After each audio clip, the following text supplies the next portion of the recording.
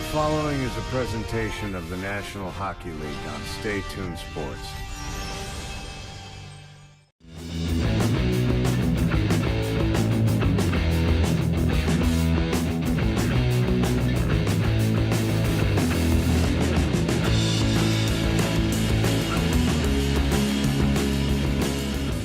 And welcome everybody to Stay Tuned Sports. It's your boy King hanging out with you here on this lovely Tuesday evening as we're getting ready to watch Game 6 of the Stanley Cup Finals.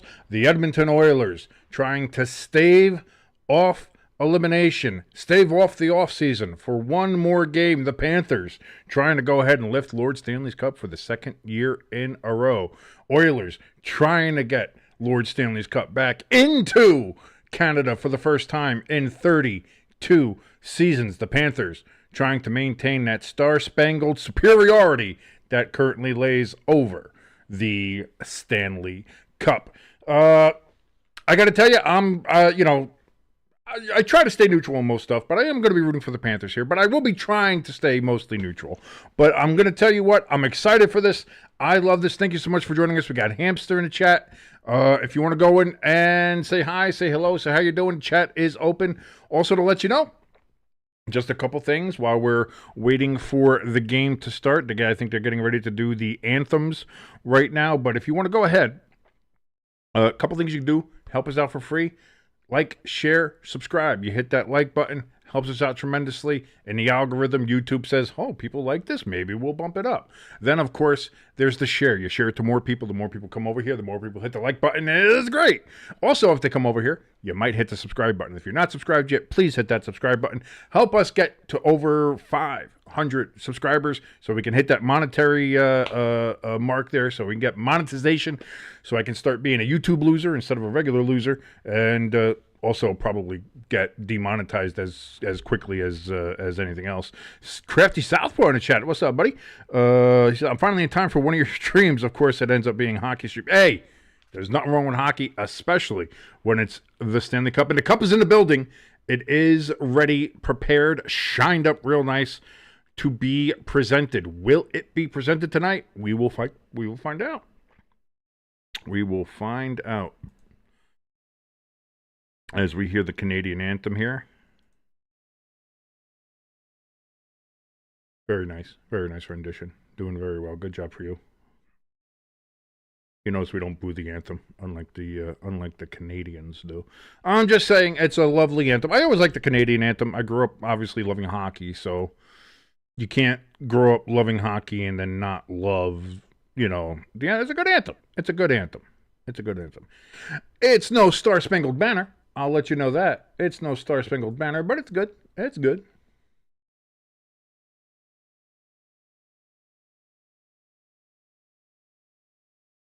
Crafty in the chat saying, what if I like that hit button instead? There a hit button? Is there a new button on YouTube I don't know about? I don't know.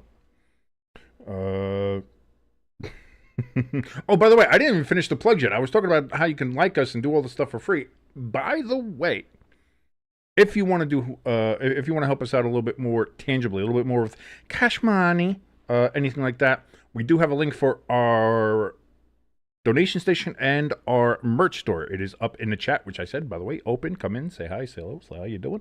Also, in the description below this video, you can find those very same links.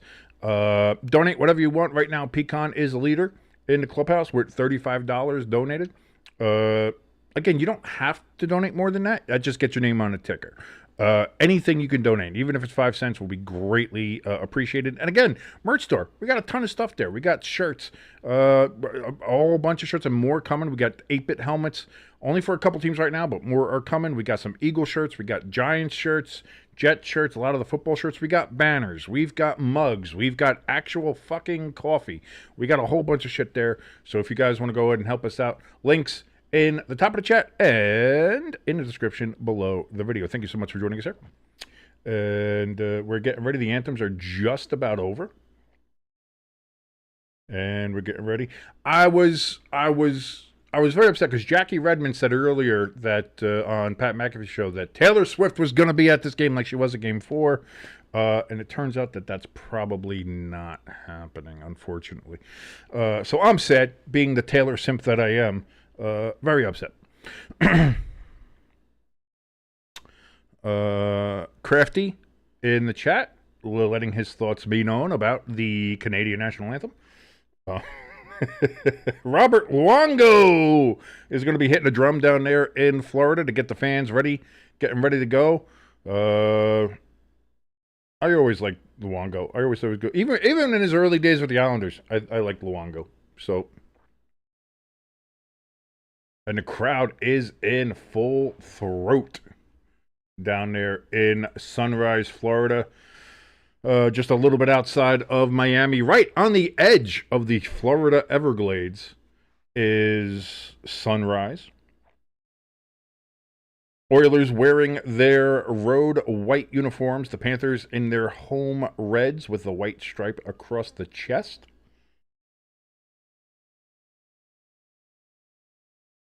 And we're getting ready to go here. Yeah, see, that's the thing. Like, I see Hamster and Crafty in the chat there. I have to. I see you guys in the chat. Have fun in the chat. Do whatever. I can't repeat everything that's in the chat. Which is why you should come into the chat and see what the hell these sons of bitches are saying. Anyway, we are underway, ladies and gentlemen. And we instantly have a stoppage of play. 19:50 remaining here in the first. Puck is out of play. There we go. Hamster, you had some bad storms down there. I heard that. So it's a good thing your power came back on right before the start of the hockey game. The hockey gods knew you needed to watch. So here we go. Face-off, we're underway again. Panthers dump it into the Edmonton zone, and that's going to be an icing. So we've had a total of 16 seconds played and 2 quick whistles. So exciting start to Game 6. Here we go. I got my coffee. I got my drink. I even have a nice little snack bar here. Allahu snack bar to go ahead and get me through just in case the old blood sugar drops.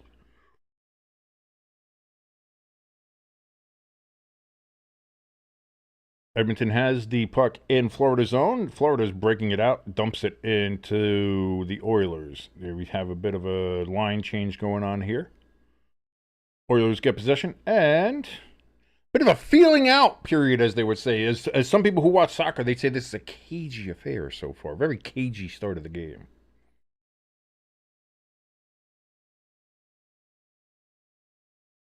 Marchand's been an absolute beast in this series anyway, and no penalty call there. Just lost the edge of his skate, says the official. So no penalty on the Oilers. Oilers, quick shot! Bobrovsky couldn't find the puck. Finally, there's a whistle. Oilers with a very good early opportunity here in the first period. Absolutely right, Hamster. Just in case of a double overtime, you absolutely need to go ahead and have the snacks ready. Boston Red Sox 49 says the Bobs. Yes, old Sergei Bubtitsky coming up big here early on in the first period. Didn't know where the puck was, but did not allow it to get in the back of the net, and that is the biggest thing.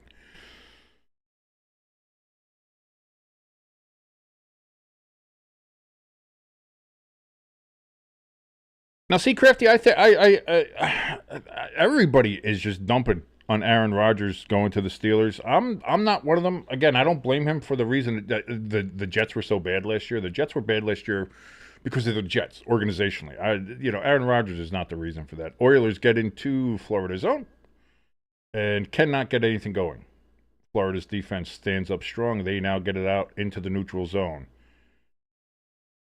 Into Edmonton's, and they're trying to get some kind of consistency here. They do. Keep it in the zone. So Florida continuing the pressure right now, out behind the net. Skinner back in goal tonight after missing Game 5. Due to, I guess, poor performance would be the reason.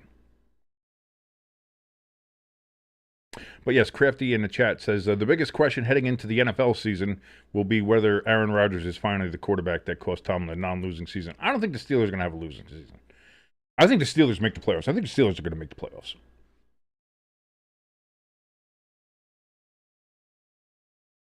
Crafty in the chat.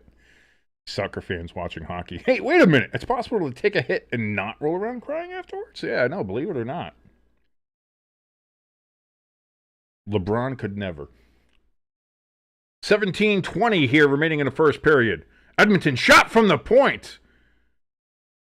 Looks like that was deflected before it got to Bobrovsky. Oilers keep it in. Ref says onside. Now, I thought that was clearly out of the zone. The linesman says no. Edmonton gets another shot. Oh, gets a little extra whack on Bobrovsky, and the Panthers don't like that, apparently, too.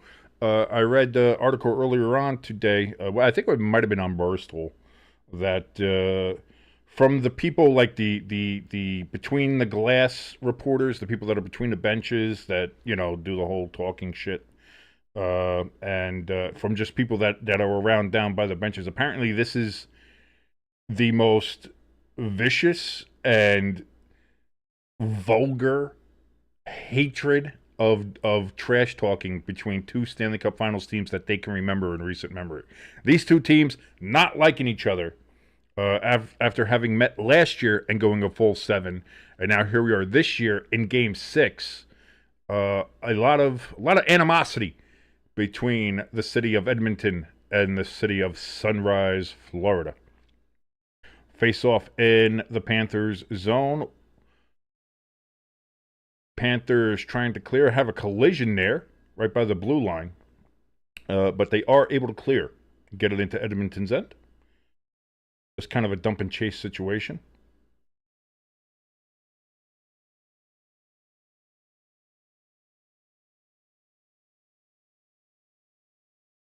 Chuck keeps the puck in the Edmonton end.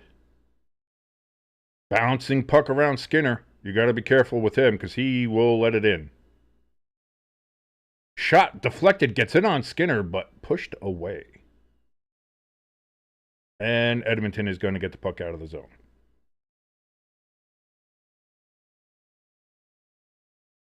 Game is making some changes. Puck is behind the Oilers' net. And settling things down. Edmonton going to look to break it out of the zone now. Florida looking to stop the puck. And they do. A little bit of a old school New Jersey Devils neutral zone trap there. Very nice. Go Devils, by the way.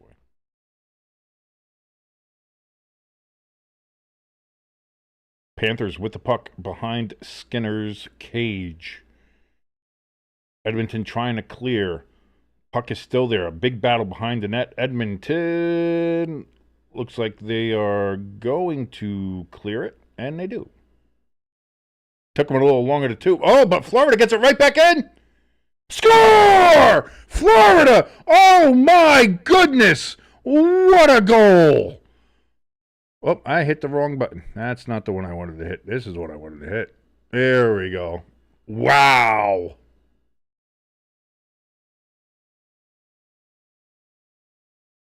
What an absolute dang. And just because Edmonton had a problem getting it out of their zone. And then as we see there, Boston Red Sox called it right there. Reinhart, while falling down, while kind of getting hooked down, is able to get the puck past Skinner.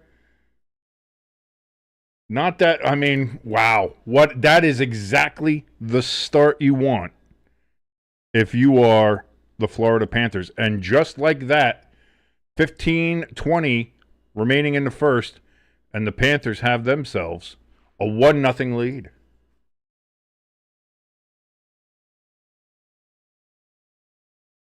And is dumping on Skinner. He's just going to hold on to the puck, and a whistle is blown. So just like that, great start. You couldn't ask for a better start if you're the Florida Panthers looking to close this out tonight. Get Lord Stanley up into the building.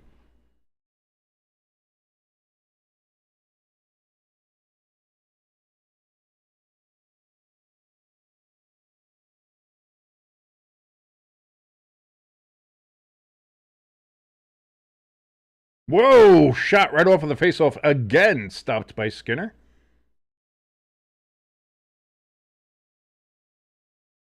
Checking in on some of these stats here.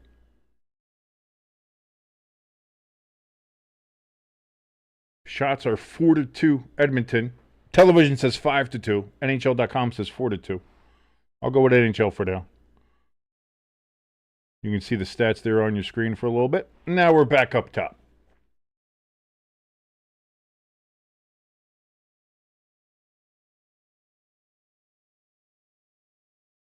Wow, Florida putting the pressure on right now. Skinner with a save. Florida keeping it in the zone, keeping the pressure on. They just it has just seemed since the start of this that the Panthers have wanted it more. And I know that's a cliche with everything. Oh, you just need to want it more. You just have to have it more. But Florida has been, they have out physicaled Edmonton. And we've got another. Ooh, didn't have the speed. Jeff Skinner's able to get back there and clear the puck for the Oilers, which they desperately need. Just a little bit of a breather from this onslaught coming from the Panthers. Crowd in full voice with the Skinner chant. Almost feel like Superintendent Chalmers with that. Skinner! If I was the Panthers, I would be playing that clip after every goal against him. Skinner? Steamed hams. Edmonton trying to get something offensively going here. It gets it down to the Florida zone. In the corner, battle for the puck. Edmonton trying to get control, cannot get control. Florida brings it out of the zone. Reinhart skating in. Ducking and diving, weaving, bobbing, doing all the good stuff that you need to do. Trying to keep it into the zone. Florida does keep it in the zone. And then, wow, still keeps it in the zone. Thought that was going to be out. Oh, bit of a cross check. Big slap shot. Gets blocked. And now the puck is out of the zone. Florida gets it right back in, though. Little give and go. Unable to get the shot off.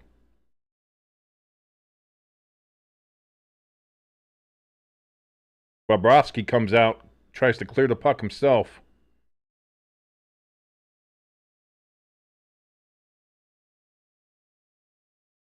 Panthers looking to get it out. They do dump it all the way down the ice, and that's going to be an icing, and that's going to be a TV timeout, which the Oilers right now desperately need. Desperately, desperately, desperately.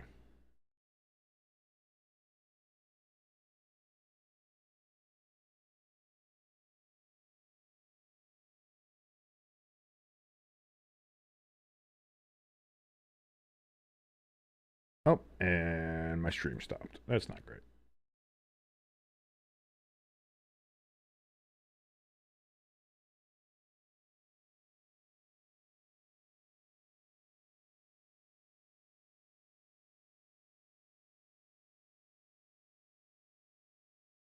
$12:27 here remaining in the first. Florida up 1-0. We have a stoppage of play as Bobrovsky goes ahead and covers the puck.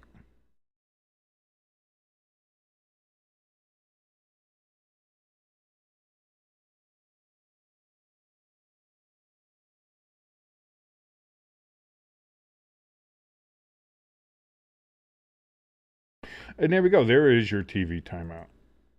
I was just a little late on it, but there we go. So there we go. Let's take a look at some of these things. What have we got going on there? Yeah, I know Florida certainly made up some of the shots there. They were down early, but they got the goal. They got all that other shit going on. So it's 6-5 now. Edmonton leads in shots, but nobody cares about shots. You got to. It's about what goes in, and right now Florida is winning 1-0 on that front. Florida's got a slight edge in the faceoff so far. Hits. Edmonton's got more, so they're trying to be physical. 3-2 on the block shots, 1-for-1 on giveaways. And the Panthers with 2 takeaways to the Oilers, none. So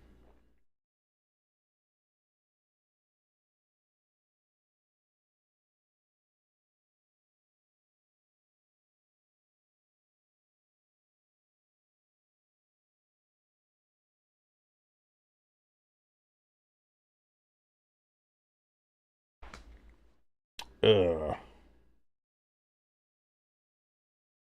still doing Impractical Jokers? Jesus Christ.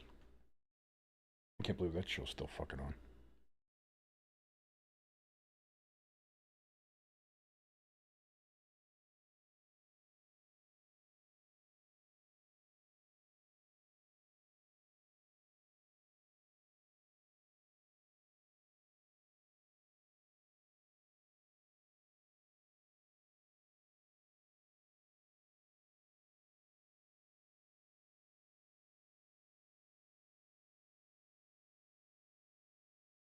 So here we go, getting ready to drop the puck here.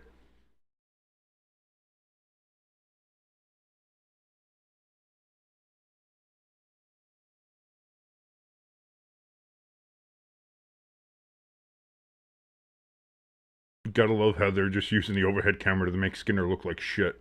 Yeah, you see how deep he is in the fucking net? That allows everybody to see how much net you got there. You're Skinner. You gotta be up there. You figure at some point somebody would tell this guy to. I mean, they've been beating him like that since the series began. So I don't know. 12 minutes coming up here in the first period. Still 1-0 Florida. Battle in the corner for the puck. Florida gets it, and they are moving it out of their zone. Thank you so much for joining us here on Stay Tuned Sports. My name is King. You want to join us? Chat's open. Say hi. Say hello. Say how you doing. Hamster thinks there might be a broadcaster jinx. Says that the Panthers are currently 10-0 in closeout games. So we'll see. We'll see if the jinx is jinxing today.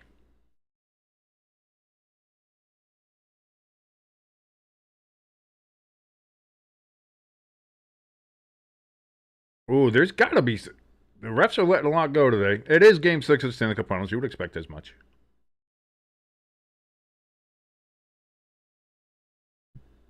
Bobrovsky behind his net, trying to clear Florida. They're going to say they stayed onside. That puck is batted around and finally leaves the zone. Whoa, had a big skip in my stream. Again, I'm forced to do this on a stream, so it is what it is. And sorry about that. So now we are at 10:48. It just instantly went from a big shot to we're looking at Paul Maurice there on the bench. So.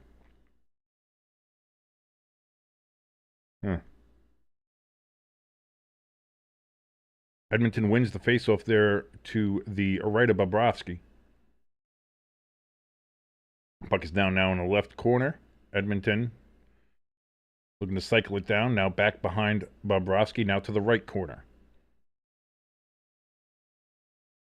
Edmonton swinging it back around. Now up to the left point. Shot back around the back of the net. Back up to the left point.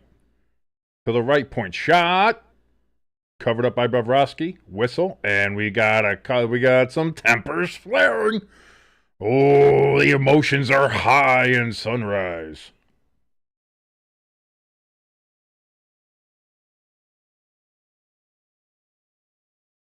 It appears that Bennett, right now, the Conn Smythe presumptive, and who's that? Evander Kane, looks like they're going to be going to the box.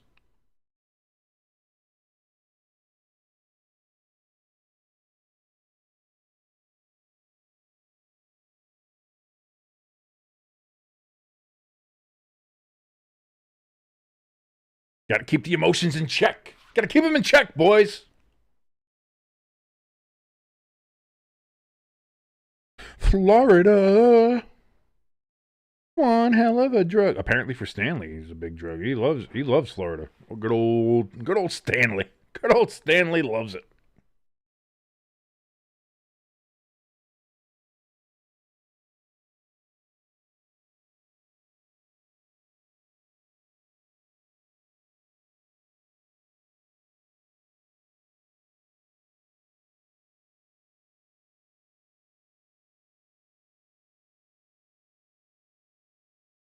So it's a 4-on-4. I don't have a graphic for the 4-on-4. It's one thing I didn't make because I should have. I should have. Connor McDavid tries coming down to the left side, but gets run off the puck. Edmonton still has it, though. Up in the left circle. Now to the slot. Shot! And saved by Bobrovsky. Florida now with the puck. Skating it through the neutral zone. Dump it into the Oilers zone. Oilers get it. Back through the neutral zone we go. Draisaitl. The Hart with a shot. Saved by Bobrovsky. Bobrovsky coming up big so far in this game. First period. We are just past the 10-minute mark, as I see here. 9:20 remaining here in the first period. We have 1 minute left on a 4-on-4. If I'm behind, I'm behind. Is what I could do if you guys want to catch up with us. Plus YouTube, delays the feed anyway.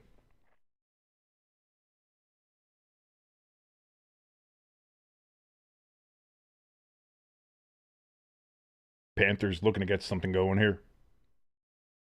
Down in the Oilers zone to the left of Skinner. Oilers are going to get the puck and able to clear. Hamster in the chat says maybe the Predators will be good next year. Oh, dude, I don't know. The Predators, they made some moves. I thought they were going to be good this year, and they turned out to be one of the worst teams. I don't know what happened down there in Nashville. But Hamster says maybe the Predators will be good next year. I barely watched hockey this year because they were garbage. Yeah, I mean, I get it. I'm one of those weird hockey guys that I like hockey, even if it's bad hockey. And as a Devils fan, I've watched a lot of bad hockey over the last 12 or so years. Oh, a bit of a collision here at the blue line. Puck is bouncing around between Panthers and Oilers. Finally, the Oilers do get it. Panthers finally are able to go ahead and clear it. But they're going to call icing on the Panthers. The 4-on-4 is over. And that puck's going to be coming back to the Panthers zone. Cracked the neck. There we go. Now, the Devils were better this year. Boy, the second half was not great. Then again, Jack Hughes was hurt, and there were a couple other issues, and the team just fell apart, and that's unfortunate to see. Hey, we did win one playoff game, so at least there's that. We didn't get swept. I thought we'd get swept. But it is what it is. Hopefully next year's better. Maybe next year we get Quinn Hughes. Maybe we have the Hughes triplets with the Devils. That would be nice. Kulikov there blocks off a shot right before it gets to Bobrovsky. Panthers are able to get the puck, fight for it, get it out of the zone. Gave it away to the neutral zone. Panthers shot. Looks like it just missed Skinner, but he didn't know where that was. 7:30 remaining here in the first period. Draisaitl. Couldn't make it work. Bobrovsky with the poke check and a beauty. Panthers shot in on Skinner. He knocks it away rather easily. It wasn't a real serious shot attempt. It will go down as a shot, though. Now puck over to Skinner's left. Left point. Panthers driving it down. Look, shoot! And that's going to be into the netting. Play stops with 6:57 remaining here in the first period of Game 6. The Panthers looking to lift the cup for the second straight year. The Oilers looking to force Game 7 for the second straight year. We'll see.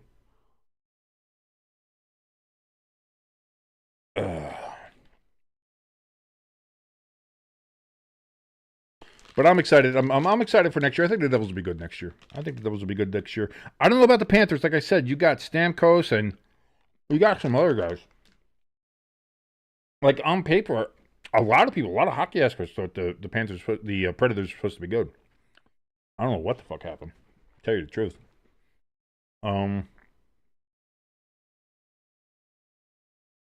Boston from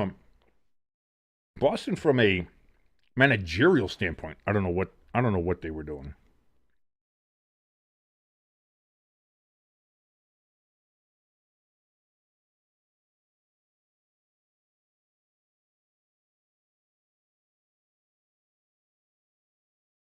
Because Boston, I think, should have been, or it was another team that over the last couple of years has, they had a President's Trophy winning team. They had, I think they had the record for most points in an NHL season.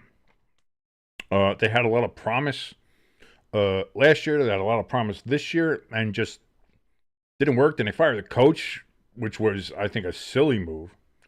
And then they traded away Marchand, and we've seen how he's doing, and it's just like, I don't know what Boston was thinking.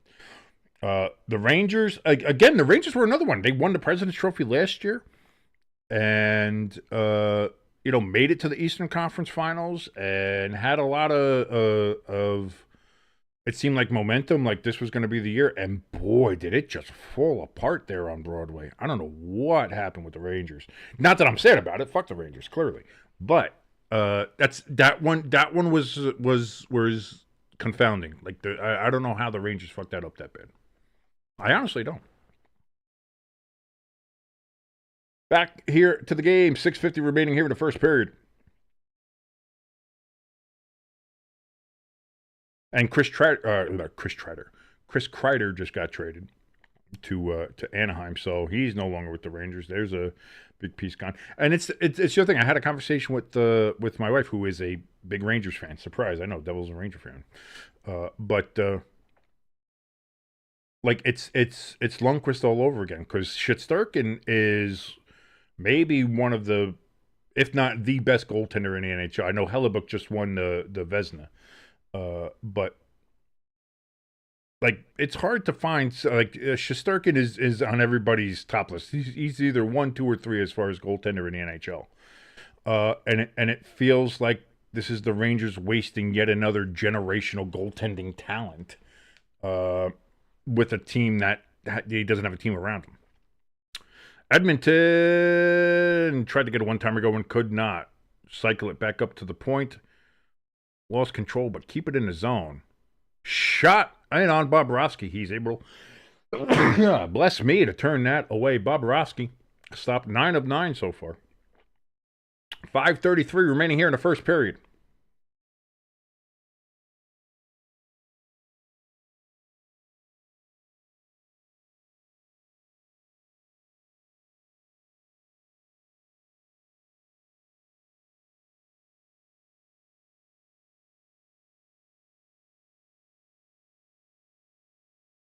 Corey Perry to Draisaitl to Echols. Gives it away down in the corner. Panthers looking to clear. Cannot get it out of the zone.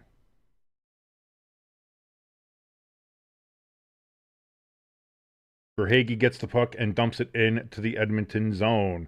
Skinner behind the net, looking to get rid of it. Gets it up the boards. Kept at the left point there by the Panthers. Giveaway down in front of the net. Open net. Can't get it in. Oh, just missed out. Again, another giveaway. Allen couldn't get the blade on the puck.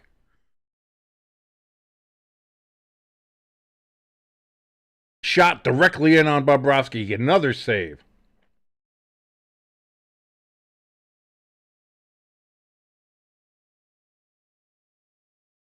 Jeff Skinner with a shot. Does not get through to Bobrovsky, and the Panthers are able to clear, but it goes out into the benches, and that's going to stop play. Puck's probably coming back to the Florida zone. By the way, the poll we had here in the chat, do the Panthers raise Lord Stanley's Challenge Cup tonight in Sunrise, Florida? 83% say yes. 17% say no. So far, a majority of the people thinking that Panthers are going to go ahead and lead this. I know some people might say that's a very small sample size, but I say I don't give a shit. Works well enough. Works well enough for ABC or CNN. Works good enough for Stay Tuned Sports.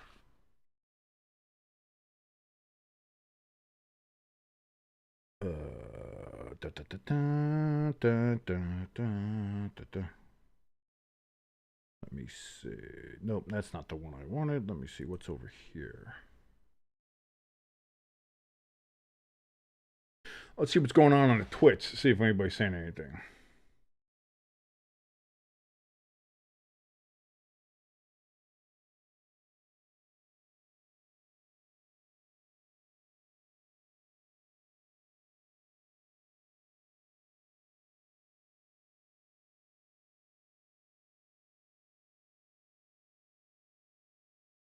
Just checking, just reading. Sorry for the silence. Listen, it is hard doing these kind of things where you got to constantly try to fill the time. Sometimes you can't. Sometimes you just gotta let let the moment breathe. And this moment right now is a commercial break, so probably not the right time to let things breathe. But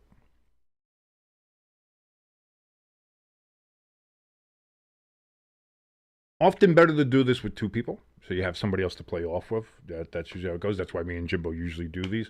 Jimbo, not a loser, has a job, so obviously he's got to be in bed, get ready for his job in the morning. So it's just old loser boy King with you here to watch this game 6. 4:07 remaining here. Edmonton 10 shots to 6, but Florida has the number higher where it counts, and that's in the scoreboard 1-0. Crowd in full throat with their "Let's Go Panthers." Big hit. Oilers trying to get something going here, but it kind of gets muddled up there in the neutral zone. Panthers do get it out of their own zone, but then it goes right back in. Forsling now behind his own net. Looking to bring it out. And he does. Brad Marchand over to the right of Skinner. Ooh, that was a shot or a pass. I'm not sure. Either way, it didn't get to its intended target. And play's going to stop for a hand pass. So that's where we stand right now. As the first period begins to wind down here.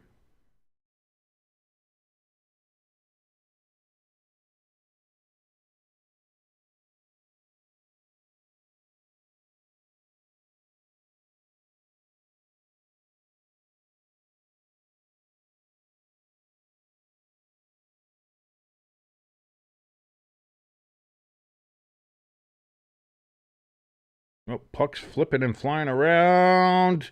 Try to get it on Skinner. Can't get there. Shot from the point. Misses the net. Rebounds all the way up to the blue line and cleared by... Man, a bunch of the Panthers are falling down. They got to get to the trainer. Get those equipment manager. Get those skates sharpened there, boys. And also, I know they're skating on ice in Florida in the middle of June, so that could also be a factor. Just saying.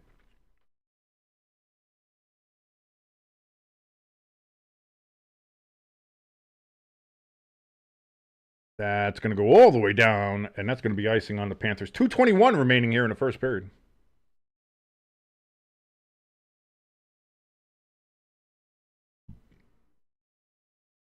Man, that was real close to going in on that one. Just a couple of sequences ago. The initial shot, Skinner did well, but boy, there was a tip-in opportunity right between the 5-hole. About a nickel for every time I said that.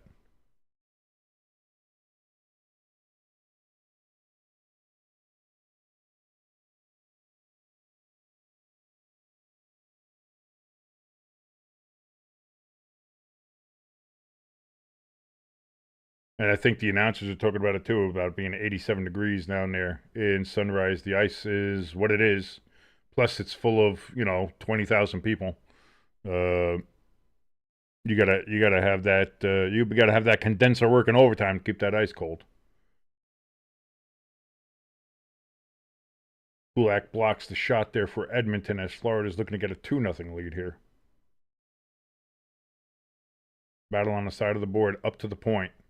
Florida dumps it back in down. Ooh, across the slot, but nobody there to get it. Keeps it in the zone, though. Marchand behind the net. Cycles it all the way back to the point. Left point. Left point. Passes it down to the right, left corner. Oh! Missed a one-timer right in front of the net. Puck gets out of the zone. Florida has to regroup. Big shot. Missed the net completely. Draisaitl, he's going to get the puck out of the Edmonton zone. He's trying to make something happen. Cannot get the puck into Florida end.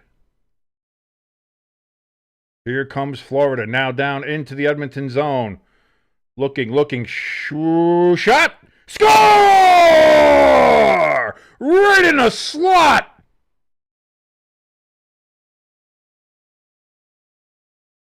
And just like that, it's 2-0, and that is Tkachuk with the goal. Which I'm sure is going to piss off a lot of people because nobody likes him. I like him. I think he's fine. Plus, I think he just got named, I think the Tkachuk brothers just got named to Team USA. So.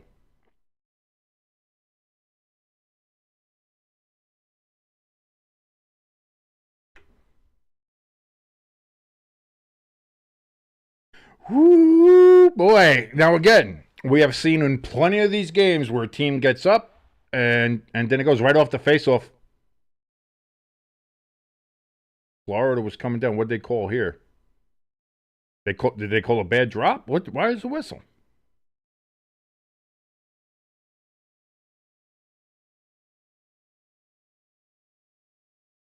I was going to say that slot was wide open. And again, beat Skinner high on the left side, glove side.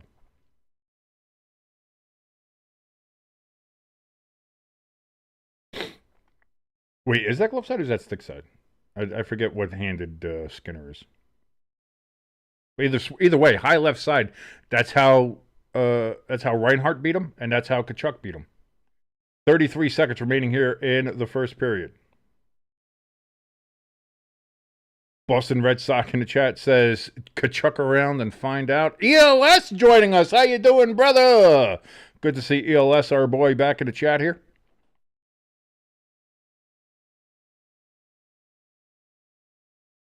Final 10 seconds of the first period. 5 and a 4. You got yourself a 3. You got yourself a 2. You got yourself a 1. And ladies and gentlemen, at the end of the first period, it is the Florida Panthers 2. The Edmonton Oilers nothing. The Florida Panthers 40 minutes away from lifting Lord Stanley's Cup for the second consecutive season. Bobrovsky looking sharp as a tack in that period, stopping some point-blank shots from some of the NHL's best. You got Connor McDavid. You got Nugent Hopkins. You got, of course, believe this year's MVP, the Hart Trophy winner, Draisaitl, peppering some shots in. And sure enough, Bobrovsky has been up to the challenge. ELS in the chat says, here we go, Panthers. He big Panthers fan. Well, I mean, just for today, anyway. As any true blue American will be, let's go Panthers. Fuck Canada.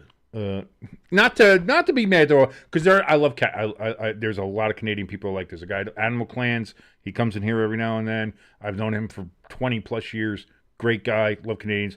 A guy who runs the sports logos board, and if anybody knows me, Hamster especially knows, I'm a big sports logo nerd and uniforms and love all that kind of shit. The guy who runs sportslogos.net, Chris Kreber, known him for going on nearly 30 years now. Great Canadian, great guy I know. So it's not, when I say fuck Canada, I mean it in goodwill. It's in a sporting way, in a ribbing way, joking way. I call them our 51st state in a joking way. ELS saying he likes the Golden Knights in the Wild. I get being in Milwaukee there, or you're not Milwaukee, but, the Wisconsin area. You don't have to. I'm surprised. I will say this. I'm surprised Milwaukee has an NBA team and not an NHL team. I figured they would have an NHL team by now. Especially, listen. Is there a cooler logo and uniform in minor league hockey than the Milwaukee Admirals? I don't know. A skeleton admiral? That dude fucking rules. I love that uniform. That's a great uniform. Great logo, great uniform there for Milwaukee from the American Hockey League there. Eli says, yeah, I'm not a Panthers fan. I'm a Golden Knights fan. Yeah, but today, we're all Panthers fans, aren't we? Yeah, I agree. I agree, EOS. I'm surprised that they're not. I'm surprised that they're not in the NHL yet. And me and Hamster actually were having a conversation earlier today through the old Facebook. That and by the way, you can follow all our social media. It's all down there and that thing everywhere. It seems like the big thing here is that Atlanta's probably going to get another team.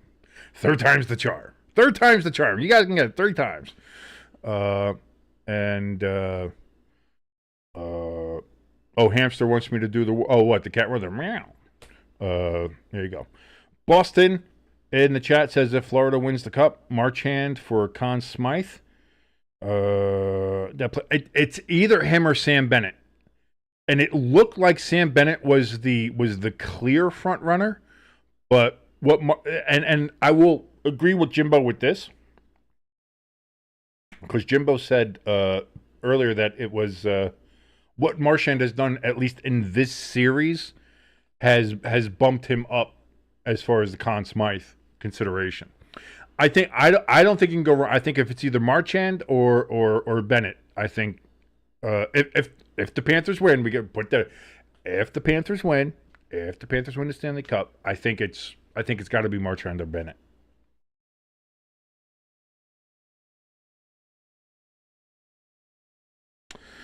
ELS going to let us in on some new, and see, this is a great thing, and you guys can do this too. Like, it doesn't just have to be ELS. ELS has kind of taken the charge on this, but anything you guys want to discuss, anything you guys have some idea or news or something you've seen, a report, throw it on in the chat. It's great. ELS letting us know that there are some reports from some sources saying that the NFL is eventually looking to push for a 4-team European division. Now, we've kind of seen that with the international stuff.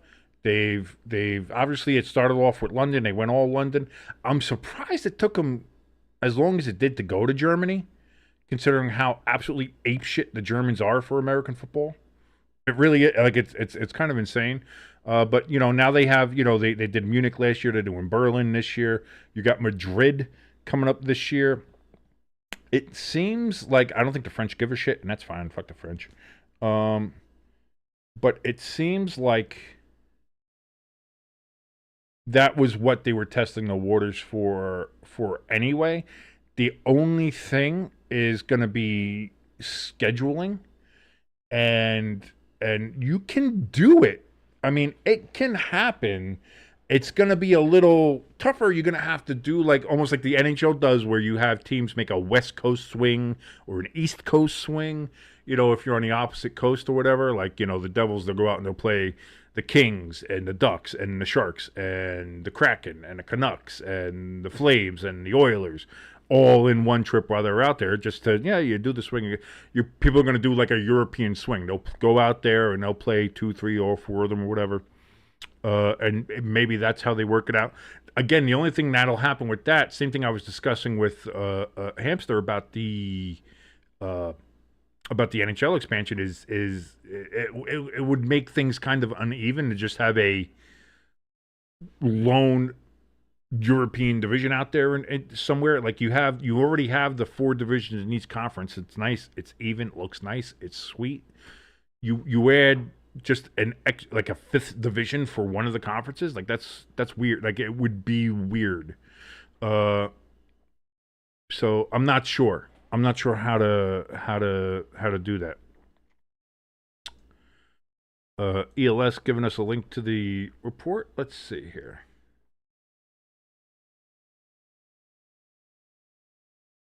Let's see what this says here.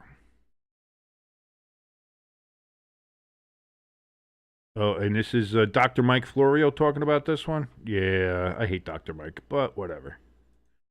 This comes from Dr. Mike Florio. The NFL Players Association, we're told, was preparing for the NFL to eventually make a push for a 4-team European division, per a source with knowledge of the situation. So, the NFLPA Executive Director Lloyd Howell has been actively discussing the pros and cons of putting multiple teams and more than 200 union jobs on another continent.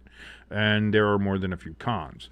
Will players want to move to London or Germany or Spain or wherever, living in a different country, introducing a host of new issues, starting with the governmental structure and continuing with the taxation system? Of course, European taxes are fun. Socialism is great. Cost of living, potential language barriers, and more. Then there's the draft. It's one thing to tell a 20-year-old who'd prefer to live in his hometown of Pittsburgh that he's moving to Seattle. It's another to tell a kid from Phoenix that he's packing for Frankfurt. From the league's perspective, there's no evidence that a plan is in place to put one or more teams in Europe in a foreseeable future. The goal for now is to expand the number of permissible international games under the collective bargaining agreement from 10 to 16. Of course they want to do that. That said, this year's decision to give the Vikings consecutive road games in Dublin and London is, we've previously explained, the first effort to evaluate the impact of a multi-week foreign trip on a U.S.-based team. When teams in Europe, that's how it'll go. When teams are in Europe, that's how it'll go. In lieu of traveling across the Atlantic Ocean twice in a given season, teams will get their European games played during the same trip, like I just said. One basic question, if the league were to put 4 teams in Europe, is where the teams will come from. Expansion as to all 4 teams is a possibility. Making that option more attractive is the price that a new owner would have to pay the other owners for a team. Right now, the expansion fee is $10 billion per team. It wouldn't be crazy. 4 teams means $40 billion, which also means $1.25 billion for each existing owner. Another question becomes where a 4-team European division would be placed. Currently, the league has 4 8-team divisions. Exactly, that's what I was talking about. Adding 4 teams would result in 4 5-team divisions and 4 4-team divisions. One obvious goal, in order to minimize travel, would be to put the 4 European teams and their 2 games per year against each other in the same 4-team division. Right, that's what I'm saying. But that division would have to be placed in either AFC or NFC. That would create a potentially significant burden on other teams in European Divisions Conference, especially the European Divisions champion wins the number 1 seed in that conference. That's true, too. Nobody thought about the playoffs. Oh, my God, we won a playoff game. Yeah, great. Now we got to travel fucking 8.5 hours on a jumbo jet and go play in the middle of Germany. Then there's the reality that 3 California-based teams, along with the Seahawks, Cardinals, Raiders, and Broncos, could be facing ridiculously long trips for playoff games. Likewise, the European divisions could be facing the same kind of postseason travel realities. One fairly obvious solution would be to restructure the league to put the Rams, 49ers, Seahawks, Cardinals, Raiders, Broncos, Chargers, and one other Midwestern team in 2 divisions of the same conference, with the European division in the other conference. Regardless, it's not just another effort to generate short-term interest and media coverage during the annual European Games. Yes, the league has a habit of dangling carrots, i.e. a London Super Bowl, when it's time to move the needle in England. But it's possible that some of the more outlandish possibilities aren't simply aimed at creating headlines. In 2022, Commissioner Roger Goodell mentioned the possibility of a 4-team division during the pre-London hype session. Although he has since pivoted his focus to 16 international regular season games, it's not an either-or alternative. It's quite possibly just a stepping stone. But then again, Mike Florio does happen to he is very hyperbolic, is good old Dr. Mike Florio.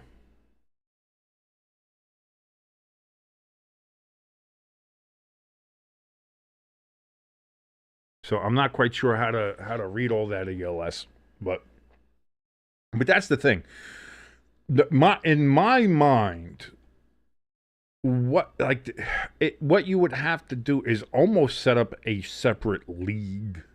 Like, it would have to be another full conference.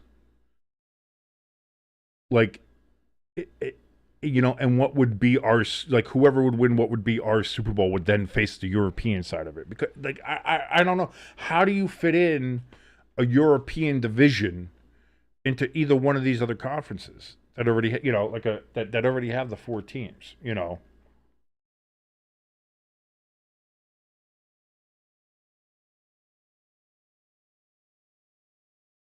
it doesn't. I don't know. It just like a lot of that doesn't make sense to me. So I think until that is definitively addressed by the league and how they would structure that, I can't buy into that. I can buy into a team being over there. Like the Jaguars aren't going to go over there now because they're building they're redoing Everbank Stadium. What is it going to be like a $2-3 billion upgrade, and it's going to have a roof on it. It's going to have the big pool and all that. Like it's just going to look nice. It's going to look marvelous. It's going to be wonderful, wonderful, wonderful, and that's fine. But it's not going to be them. But is there another team in danger of moving right now? I don't know. And then where would you move them? Would it be London? Would it be the Tottenham Hotspur Stadium? Would it be to Germany, where there is an actual hunger for American football? That's what I mean. Like, if it's one thing for when you have these games over there. And granted, they've done well while sending over shit teams. But when that shit team is yours, will it still be what it is? Will the novelty for them wear off? Is what I'm saying. So, yeah, and I never mind the Europe League when the NFL had it as kind of like its spring football league, and like my idea with that is like if you're gonna do that, like, because as much as I don't like Mike Florio, he does bring up the point there too about the postseason. Like that's let's say you're you win, you're gonna go to the conference championship. But like he says, let's say you're the Rams. Okay, what, you got to go out to Frankfurt? You got to go to London? You got to go to Madrid to play a championship game? Boy, that's a slog. Do you try to just be like, okay, hey, listen, let's fly out there like, hey, we won the game, we're going to a conference championship. Woo, let's fly the fuck out there now and get the full 5-6 days, whatever, to get ready to play out there. Like that might be an option. But also the same thing for a European team. Let's say a European team makes it to the conference championship game. And they play, let's say they play another European team in the playoffs, and okay, they win. Now they got to travel all the way to LA or Seattle or San Francisco or Dallas. Or Minnesota. Even that's a long ass trip. Even a trip from Europe over to the East Coast, New York, which the Giants are never going to be in there. Let's be honest. Not relatively soon, anyway. That's it. The alignment is going to be something unless you blow everything up, fuck over every rivalry there is, and just do a re-scramble of the entire league, which I wouldn't be in favor of. I'm not a fan of that. I know some people scream, it's like, how can the NFC East have the Dallas Cowboys in it? That doesn't seem to make any sense. Because the rivalries mean something there. You're going to take away the Eagles and Cowboys. You're going to take away the Giants and Cowboys. You're going to take away the Eagles and Giants if there's a big mix-up. If they do a big division mix-up, you're going to have the Giants and the Jets and the Patriots and the Bills all in the same division. No, fuck that. That's dumb. So until I see more concrete evidence of what that would entail, like I can't buy into that there's going to be a European division.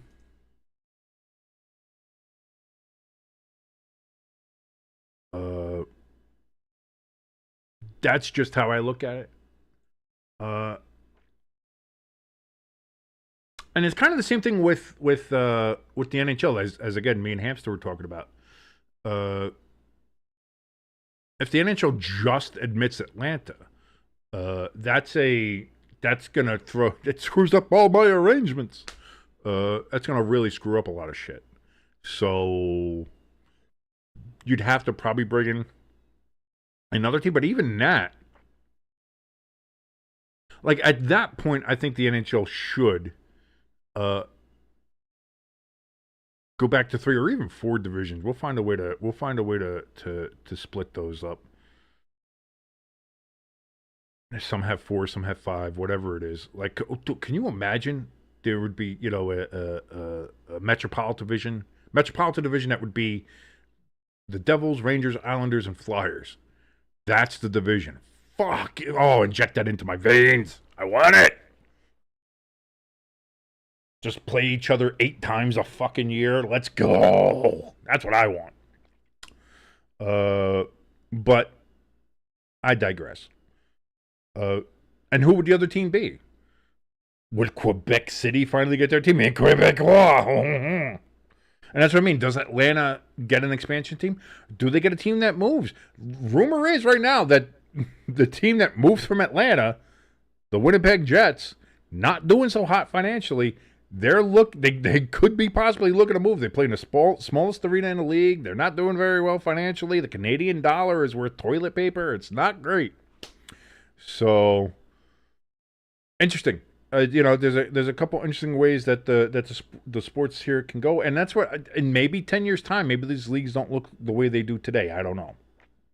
Second period is underway, and Florida gets right back down into Edmonton's zone on a fresh sheet of ice, nice and glossy, looking super good. Although it's got to be soft as hell. Edmonton gets the puck, and they are playing patty cake. Back in their own. Big hit. And Edmonton looking to get something going into neutral zone, but cannot get past. And they are back in their own zone looking to regroup here. ELS says also, King, not NFL news, but news on the railroad that I catch. Some idiot stole the horns off of 2 locomotives and stole the number plates off of another locomotive. That's bullshit, ELS.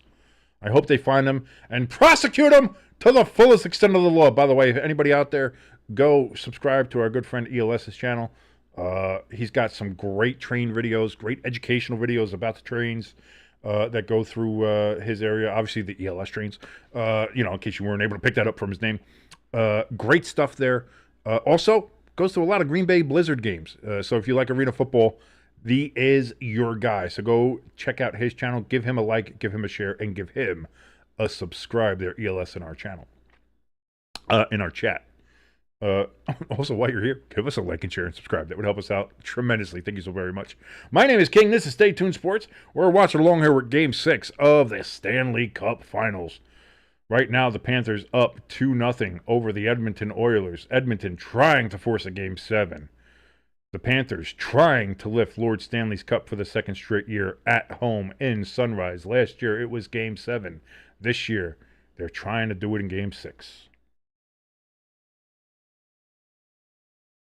Ekholm up by the point. Gets it down to the left corner. My stream froze, so they're not doing too much right now. Now they're back. Edmonton, tries to get a quick little shot in on Bobrovsky. Does not go in.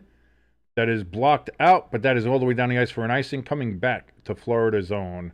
But the crowd cheering loudly for good old Sergei Bubtitsky. Again, as he has been super, super sharp this evening.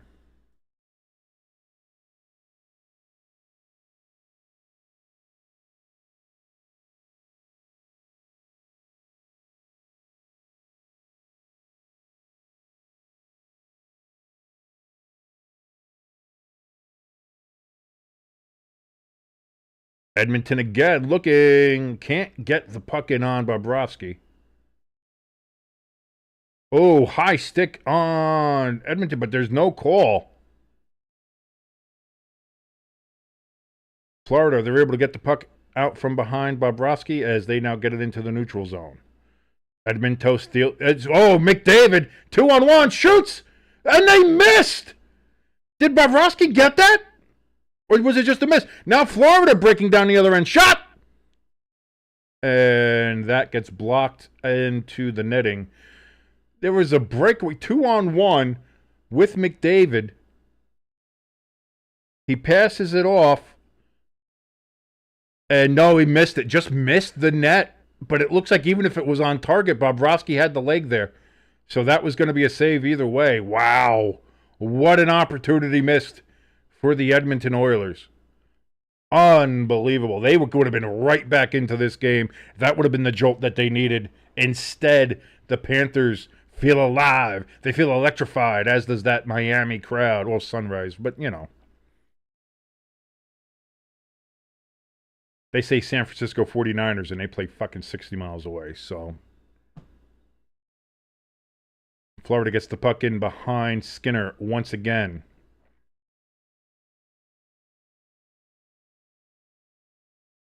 Nikola at the point, gets it back in behind the net. Edmonton's able to wrest the puck away, and they get it into the neutral zone. Henrique with the shot right in on Bobrovsky, but no problem for the Bubtitsky, and play is halted as the puck is frozen. Edmonton, 13 shots to Florida's 9, but again, Florida has the number higher where it matters most, and that's a net 2-0.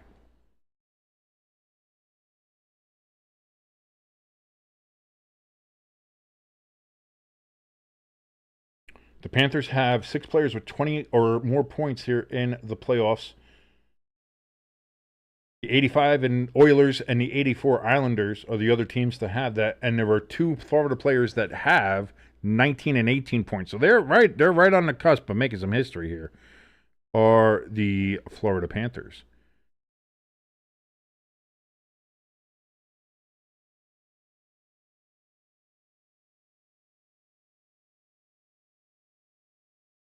Panthers get the puck, break it into Edmonton zone. Swing out to the front of the slot, doesn't get to anybody, and ricochets all the way back to Bobrovsky. Florida gets some space. Bennett trying to do a little between the legs, wrap around. Oh, does not go in.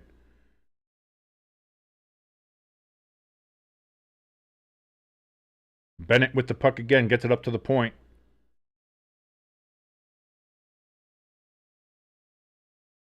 Panther falls down, no call for tripping. Referee says play on. They're going to let the boys play today. Swallowing the whistles. The whistles. They're swallowing the whistles. 15:30 remaining here in the second period. The Panthers fan letting Skinner know how they feel with a Skinner chance. Big pop-up puck into the neutral zone. Oilers get it as they're trying to, again, do anything to push into the Panthers zone. Big fight on the right boards in the neutral zone. Oilers end up winning it, and they get it back into the Panthers zone. Onside, back towards the point. Bouchard slaps it into the corner. Puck battle behind the net. Jeff Skinner back there for the Oilers. He's looking for a call, doesn't get one. Panther falls down, no call there. Boys are going to start getting a little rough and rowdy here. And the puck is cleared by Florida. Teams changing up the lines. Ekdahl dumps it into the zone for the Oilers.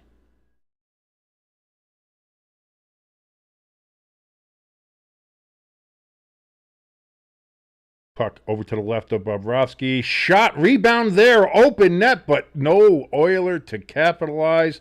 Panthers clear. That puck goes in onto Skinner. He hesitates with the puck a little bit. You never want to do that. He who hesitates is lost. That's what my mama always said. Puck into the left corner there behind Bobrovsky.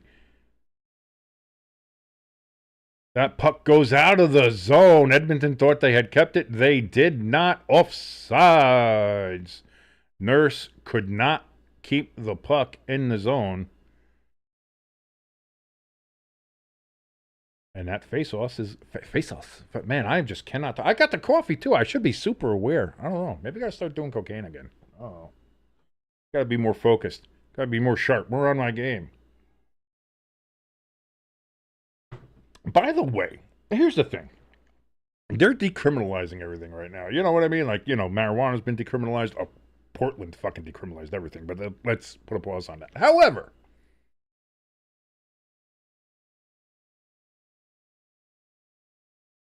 I want to see the return of the cocaine wine. I want to see the return of the French cocaine wine. I think that was first of all, that's a fantastic idea. You have a wine, a nice good wine. You have a sweet or semi-sweet wine. It's got a little bit of cocaine in there, So you get the nice flavor of the wine. You can also get a little intoxicated, but then you also have the cocaine that keeps you aware and alert. So you can enjoy your wine, but yet still be up and enjoy the rest of your evening. You know what I mean? I think that's great. I think it's a great idea.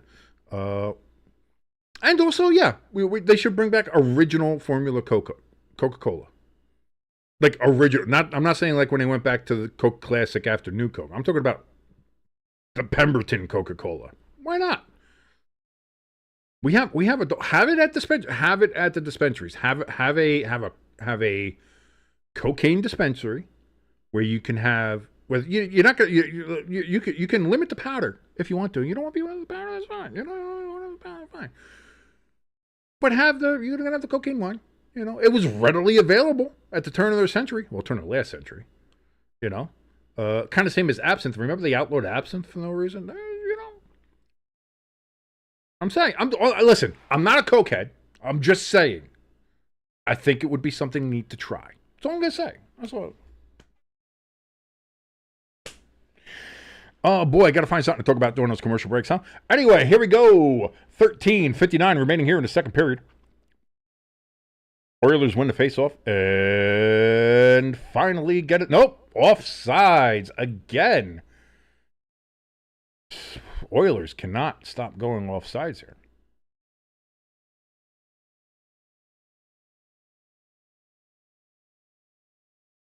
As we take a look at the Florida bench.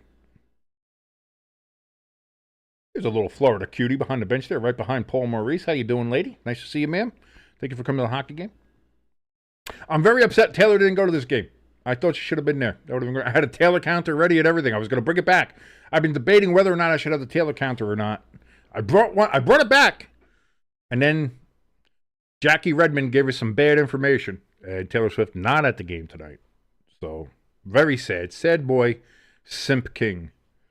As his girl Taylor not watching Game 6 in person. Onside here for the Florida Panthers. They get it in by the left corner of Skinner, but Oilers get it right back and break it out of the zone. Dump and chase for the Oil Boys, but that doesn't work as Florida now breaks it out. Verhaeghe could not get the pass across.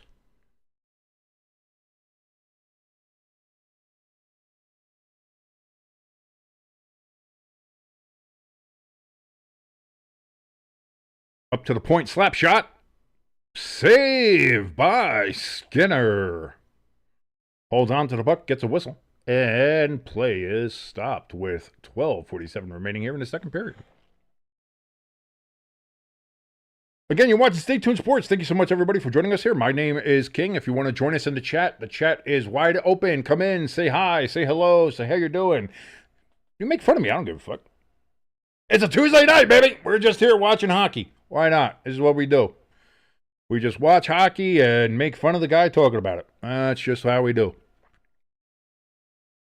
But while you're here making fun of me, go ahead and hit that like, share, and subscribe button if you're not already subscribed. That helps us out tremendously. Also, we have links for our donation station and our merch store and the top of the chat and in the description below this video. And if you want to go ahead and contribute to any one of those things, those would be greatly appreciated.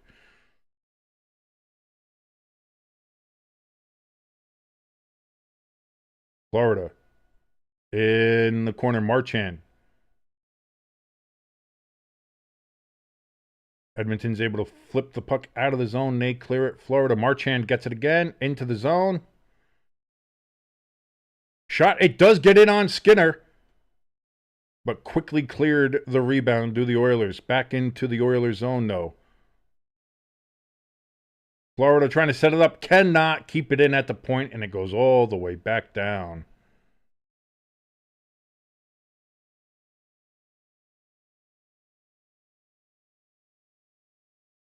McDavid gets the puck into the zone.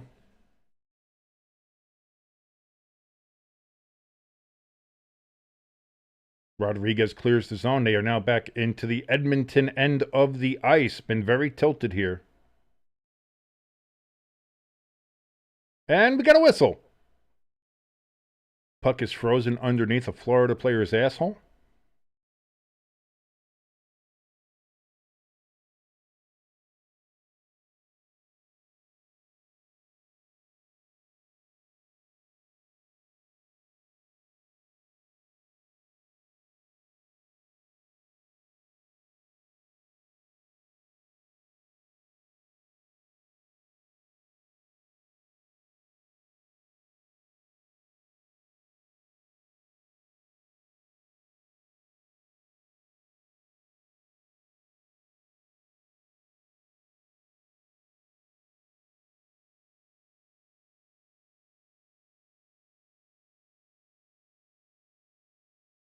Stream's getting real choppy now for some fucking reason.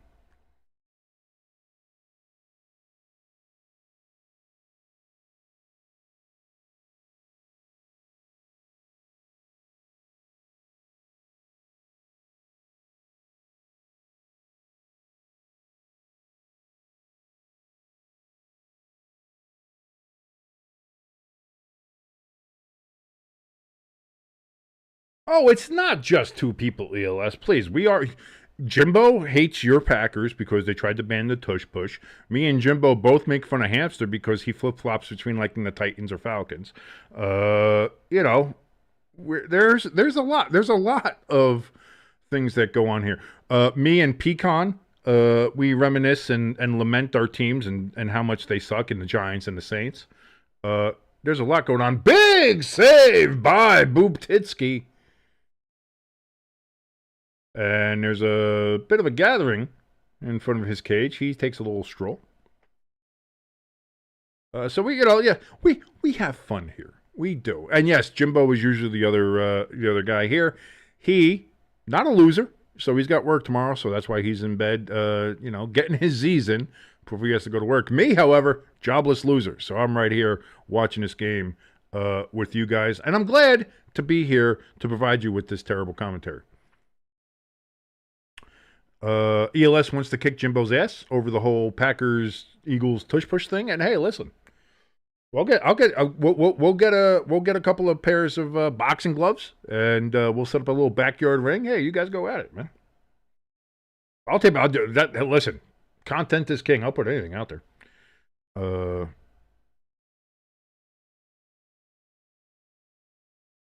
Man, this stream is not the best.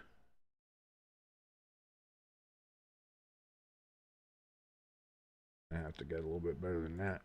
Let's see what we can do here. Bennett gets it shot. It's on Skinner, and they're going to whistle it dead. They say Skinner's got it covered.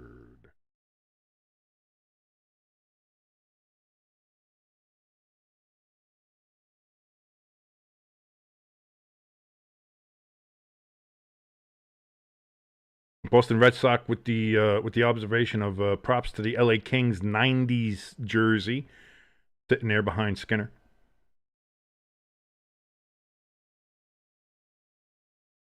Because the Kings there was the Gretzky era, and then after that, like in the very late '90s, early 2000s, they had the new one with the shield and the two lions on it. That was kind of cool, but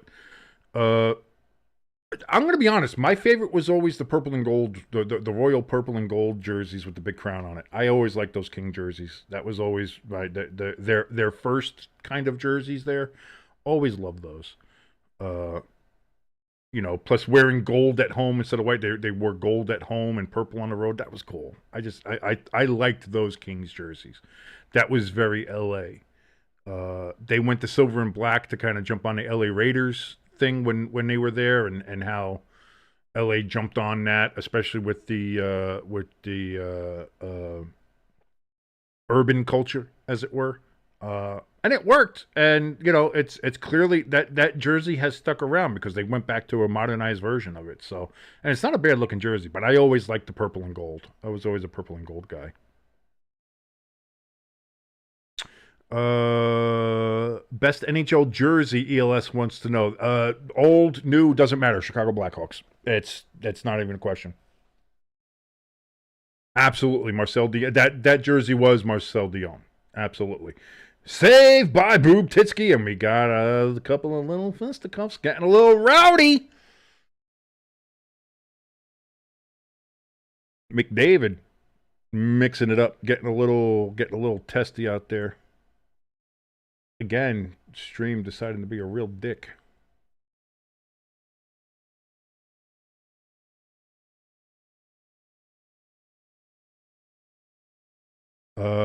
But yeah, ELS, Chicago Blackhawks, all day, every day. For me, the best three jerseys in NHL history are Chicago Blackhawks, number one, always. Indian Head is always going to be number one for me. It's such a great jersey. It looks good. Home and road both look amazing. Two, Hartford Whalers. Absolutely, and the green and white, not the blue, not the dark blue and silver one they had, but the green and white ones. One of the coolest, best logos with the hidden H in there. The Hartford Whalers, absolutely, 100% number two, and number three, and maybe this is a little biased, but I like it too for kind of the same reasons. New Jersey Devils. I think the New Jersey Devils have had maybe one of the best logos in hockey. And in sports, it's cool. You got the N, you got the J, you got the devil horns in the tail. Gives you everything. It lets you know the team name right off the bat. No ambiguity. NJD, New Jersey Devils. Bang. It all works out fantastically. Love it. And I liked it when they were red and green. And then even when they changed to red and black, obviously they've been red and black now for 33 years now. The 10th season was the last year they had the green. They switched after that. But yeah, so that's, to me, that's my top three is Blackhawks, Whalers, Devils. And then after that, you can start, that's where you start talking and start looking at that. And like, where would you rate some of these jerseys? Even though I hate them, I put the Rangers up in the top five. I think the blue shirt is iconic, and a diagonal thing. A lot of teams try to emulate that. A lot of teams try to copy that. Nobody does it like the Rangers, though. It's that jersey is the jerseys. Yes, Boston. I told you before. I checked it out. The little Florida cutie there behind Paul Maurice. She's enjoying the game. She's enjoying the game down there in nicely tanned as you would expect in Florida. Very nice. Very nice. Worst NHL jersey of all time? Sorry, Hamster. That's got to go to the Atlanta Thrashers. The one where the one side of the sleeve just had Atlanta, and it was baby blue, and that was just. I'm sorry, that was just a terrible hockey jersey. That was just a terrible jersey. Here's the thing. The only reason I don't like the Rangers Lady Liberty jersey there, Boston, is because Statue of Liberty is in New Jersey. So we know where she stands here in the great Garden State.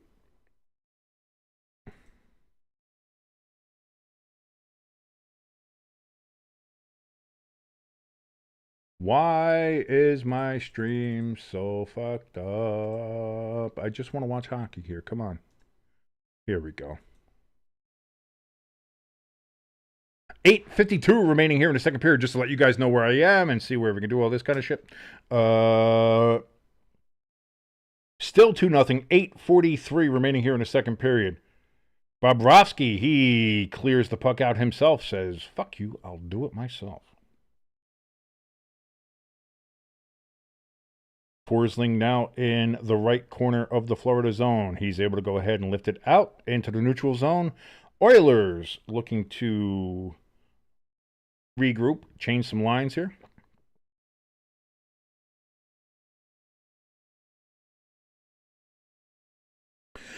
That was that mustardy one that the Panthers had, right? ELS thinks his worst jersey is the 2001 to 2007 Predators alternate jersey. Not that one wasn't great, but from just a straight aesthetic standpoint, man, that Thrashers jersey was bad. The Mooterus, yeah, Mooterus is up there. Here's the thing: the Mooterus was a good idea. It was a good idea for a jersey, but boy, it was executed poorly. I know what you were going for. I feel it. I got what you were trying to do.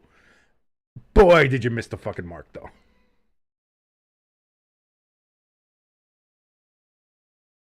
Uh, well, here's the thing. I don't throw too many of those kind of throwbacks out there because, again, that was a throwback to 100 years ago. With the, ELS says he thinks otherwise would be the 2009 Montreal's throwbacks, which were the really thin red, white, and blue barber pole with the CAC leaf on the front. One of the first jerseys they had as the Canadians when they were founded in 1909. Honestly, I give anything before 1930 a pretty decent pass,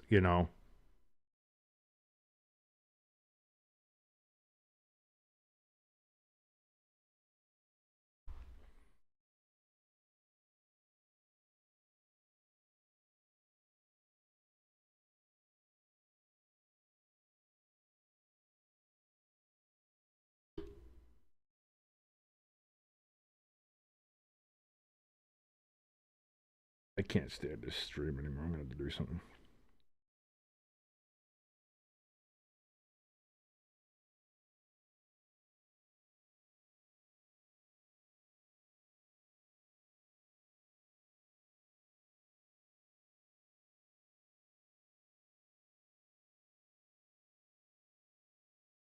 Panthers trying to get a shot in. Gids does not make it in.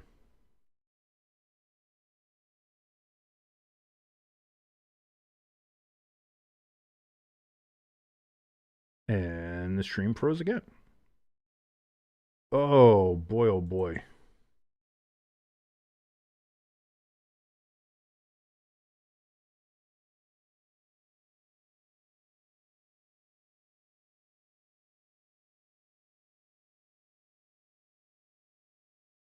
Ooh, we got some violence in front of Skinner. 7:05 remaining.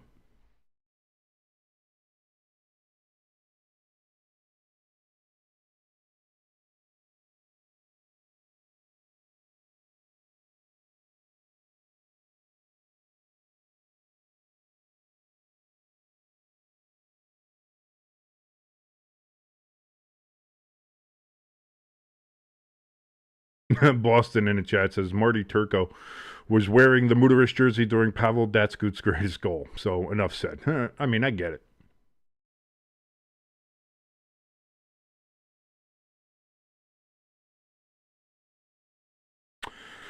The one that's currently the best in the NFL. I mean, you have your classics, you have your good ones, you have things like that. Well, yeah, Streamist is really having a problem here. Panthers got something going here. I'll say this from a strictly aesthetic point. I love the Chargers. I love the Chargers uniforms. They went back to the powder blue and that kind of just white helmet color scheme, number on a helmet. It's perfect. I love the Chargers. I do.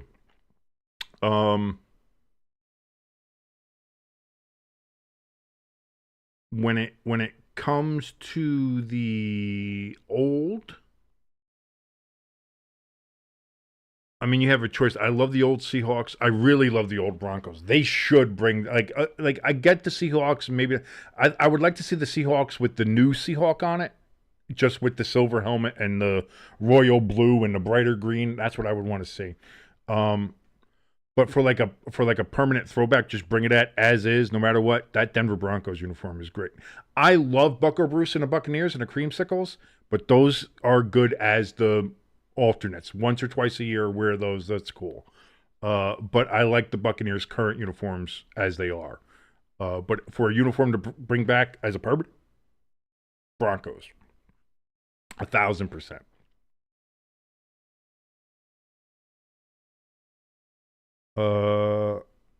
Boston Red Sox says my favorite hockey jersey in history is probably the Penguins, the Mew, Yager, Barrasso, in that type of black, just the Penguin. Oh, you like the Robo Pigeon? I was never a fan of the Robo Pigeon. Like, looking back on it, yeah, it wasn't bad, but there's nothing to me more classic than a skating penguin. I like the skating penguin. Yeah, I didn't. No, I didn't like the Cyber Bronco. I never liked the Cyber Bronco, and I'm glad they redid the uniform so they got rid of the stupid full body swooshes that they had. But I still don't like the Cyber Bronco. Um, it's just not. It's just not my deal. 5:27 remaining here in the second period.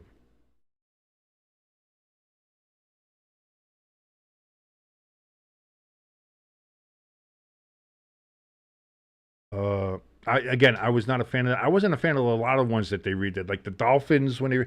I think the Dolphins would do better. Like the Dolphins throwback. That's another one that I think I would love to see come back. The one they wear now from the 70s seems to be a little bit of a administrative issue here, or that Marchand couldn't be on the ice because of the icing, so somebody else had to come on and off. So yeah, all right, I got it. So now they're going to have the correct players out there on the ice.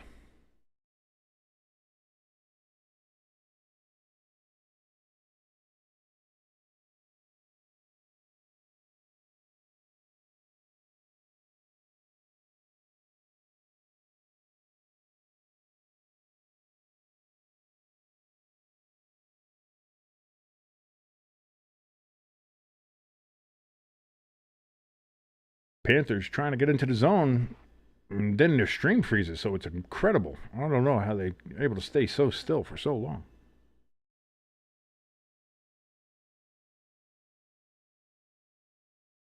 Yeah, I love the Charger. I do love the Charger. And again, when it comes to the classics, like I love, like, again, Packers, Bears, Steelers. Like, you really can't go wrong. Although I'd love the Steelers to go back to the block numbers. I don't like the elongated Futura numbers. Not a fan of that. Uh, Oilers looking for a shot, and it's blocked. Oilers get it back, passed across the slot, does not connect with anybody. Now is a battle for the puck behind the net, right at the edge of the trapezoid. Both teams fighting here. The Panthers clear the zone. When it comes to my Giants, I love the uniforms they have. I love the NY helmet. I love all that. They need to go back to the gray pants. Gray pants with the thin red, gray, blue, gray, red striping pattern on them. The white pants suck. I don't like the white pants. They should go back to the gray. Their Super Bowl era look is what they do. That's how I feel. But because the Giants right now aesthetically are just a mess. They're all over the place. And I know some people are screaming that, oh, they should go back to the Giants on the helmet in the 80s in the Parcells era. Maybe I was never a big fan of that look to begin with. Like when I was a younger lad, I always wanted them to go back to the NY. So now that they have the NY, I want them to keep that. But yeah. Well, see, yeah, Boston saying you like the underlying Giants. Like it was okay, but I much prefer the NY. I like the NY. I think that's a great classic look. Uh, And yeah, no, Butkus, man. Like I said, that classic Bears uniform is something. And even the Brown, and that's the thing. The Browns over the last couple of years tried to fuck with their look. They tried to do the ultra modern thing where they had the Browns down the pant leg, and we're gonna have this weird finish on the helmet, and we're gonna have a brown face mask, and we're gonna do all this other shit. And it's like, nah, man, can't do it. You can't do it like that. You can't do it.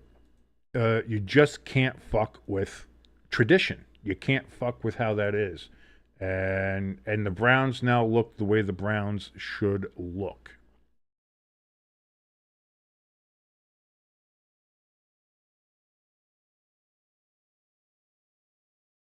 Still in a commercial here. So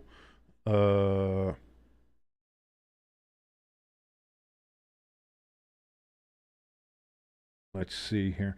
I don't know. Like I like uh I think if the Patriots, like their current jersey, if they went with like gray pants with the blue and then did blue pants with the white, I think it would look good. Face off here. 3:56 remaining in the second period. Puck goes all the way down. Edmonton, they have the puck behind the net. They shoot it out towards the point. They clear the zone. 3:40 remaining here in the second period. Panthers, they break into Edmonton zone again, get it down deep, but nobody there. Up. Panthers get it back. And then it's immediately cleared by the Oilers.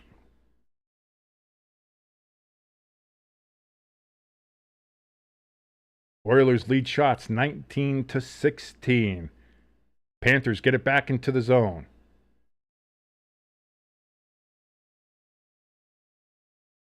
Kulikov tries to play it in deeper. There's a battle in front of Skinner. Gets out in towards the point. Puck bounces around. Out in front. It does not go in. Barkov again. Just skating back and forth behind the net. Out to the point. Kulikov back down into the zone. Into the corner. Behind the net. Verhaeghe shoots, and that's stopped by Skinner. Shot, score! Was that Barkov again? Or Reinhart? Either way, it's another goal for the Florida Panthers as they now lead 3-0. It's the most dangerous lead in hockey. Got to be careful.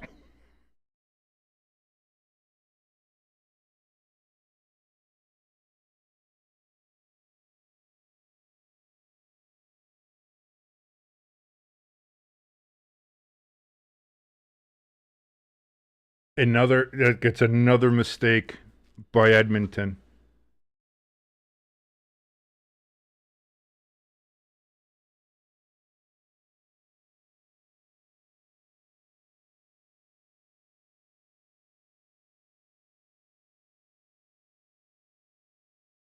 Two a 10 remaining here in the second period.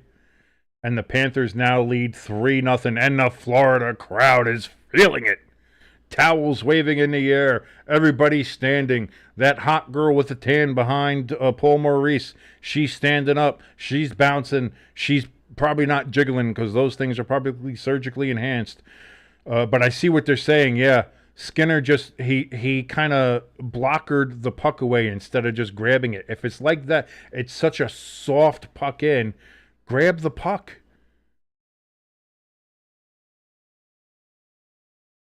And it was kind of kicked. Reinhart was kind of stopping there, and he didn't. It wasn't a distinctive kicking motion, but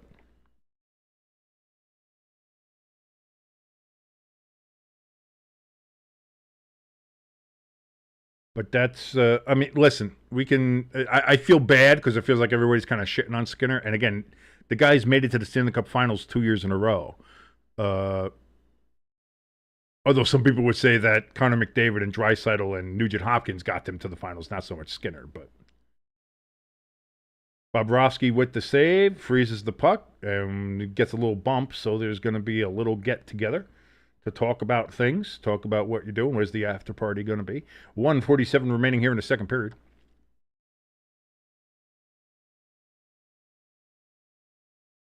And I'll say this. Just two things. We were talking about jerseys and logos, so I'll mention something about this game. The Panthers, if they just had that chest stripe go around the back too, I think it would improve the look of the jersey. Also, I don't know if anybody knows this. They have a modified version, a modernized version of the Leaping Panther logo, their original logo that was more kind of geometric. They kind of redid it with the logo refresh they did back in 2016, I think it was, this current jersey. I would love to see that somewhere, right? I think right now it's only on the back of their helmets as a small sticker. Why is that not back as like part of an alternate jersey or something like that? Like the shield is fine. I like the whole kind of military patch setup they have. Looked up there, like it's fine. Like I said, the only thing I would change about that is get that thing full around, and at least for an alternate, put the Leaping Panther back on. Boston Red Sox wants to know where Messi is down there. He's,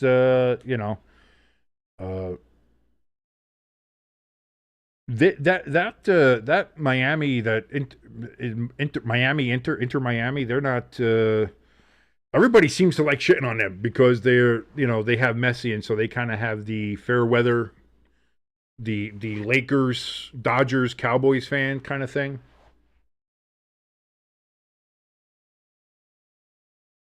So I don't know. Maybe he's avoiding the public. I don't know.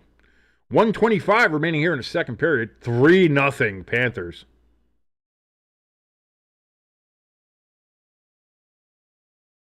It is going to take a monumental effort here from the Edmonton Oilers to get back into this hockey game.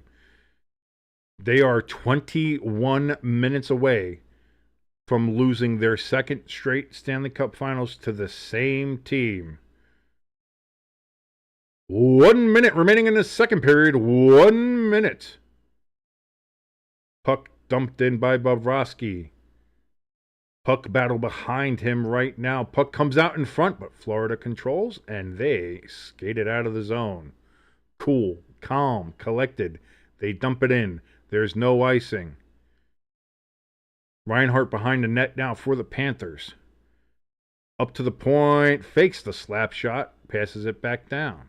25 seconds remaining.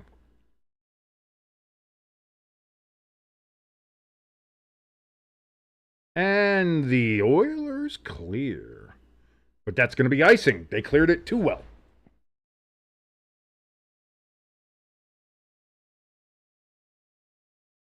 "15 seconds remaining, and the crowd is in full throat.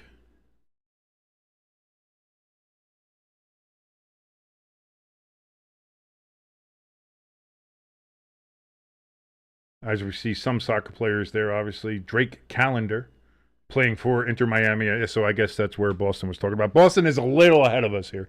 Again, I'm streaming. The stream's not that great. Plus, I'm on YouTube, so I'm really fucking far behind for you guys. Sorry about that, but it's the dangers of streaming online. But thank you for joining us here anyway on Stay Tuned Sports. We really do enjoy having you here. 10 seconds remaining here in the first period. Puck is dumped in.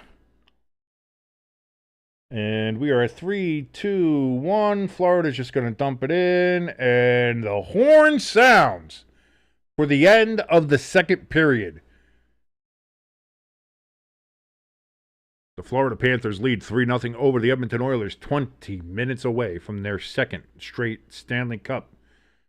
I know we've been talking about how America owns a currently 31 and soon to be 32, if this result holds, 32 season streak against Canadian hockey teams. Now we've got to start counting, the Florida streak against everybody else. Like, it's not just America. Florida has owned the cup. Tampa went to 3 straight finals. They won it twice in a row. Now, Florida's been to 3 straight finals. They're on the cusp of winning it twice in a row. Florida, they're getting ready to throw up fingers and say, fuck Minnesota. We're the state of hockey.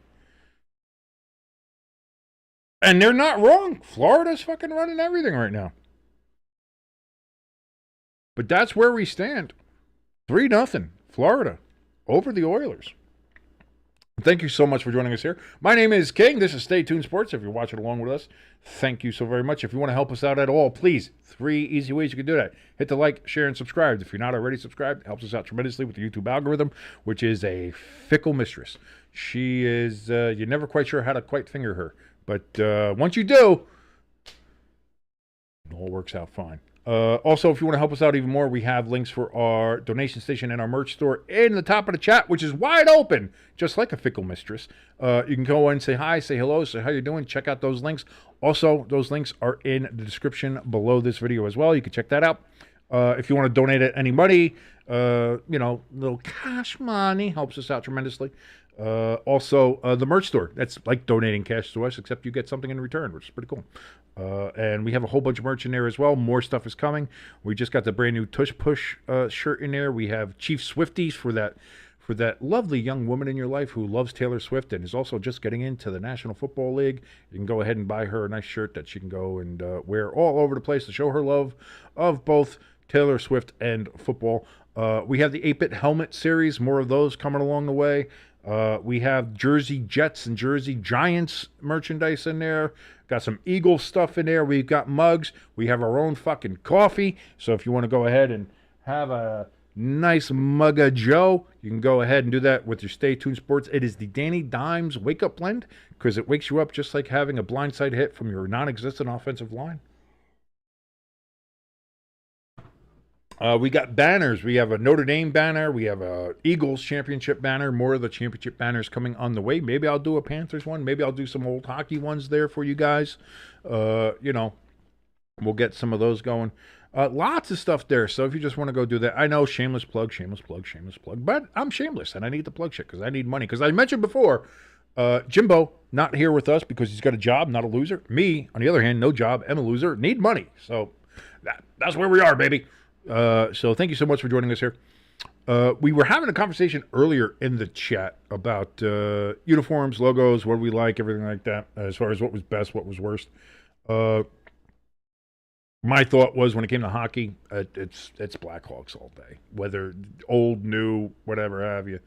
I love the Blackhawks uniforms. Even the throwback one they had was like the black and the bunch of red stripes on the chest and the little roundel that has the Indian head in the circle that says Blackhawks and Chicago under it. That's such a great jersey too. Love it, love it, love it, love it, love it. ELS says, well, the Edmonton Oilers jug of oil is full of tears and sad Oilers fans. Maybe, listen, that girl that flashed her titties last year, she better get them out, start rubbing them around everywhere. It's desperate times call for desperate measures, which, by the way, there is an oil cans shirt available in the merch store if you want to get that as well. I felt pretty good about that one when I made that one last year. I liked that one. So that's still there, still available if you want to go ahead and get that. Even if the Oilers are going to lose, I think it's still a great shirt to have. But yeah, they're in desperate times. So I don't know. I don't know what's left to do here for the Oilers.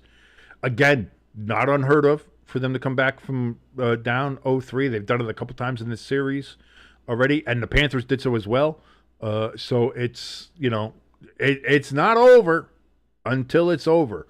But boy, that fat lady's tuning up, and that bell is getting back ready to fucking rock, man. Because that bell's about to toll, that fat lady's about to sing. You got 20 minutes between here and a chance at glory now for 2 years in a row for the Florida Panthers.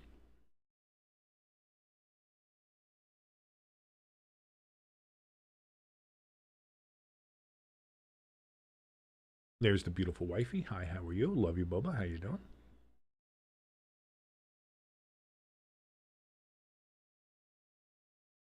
She will never be on air, guys. Don't worry about that. She has made it clearly known that she will never show her face on air. Maybe one day. I'm going to try. Maybe this season during the football live streams, I'll get her on. Maybe on one of the ones that, because she's a big Swiftie, so maybe one of the ones that Taylor Swift does, we'll get her on here. Let us know all the ins and outs. What's Taylor wearing? What's the significance of the colors?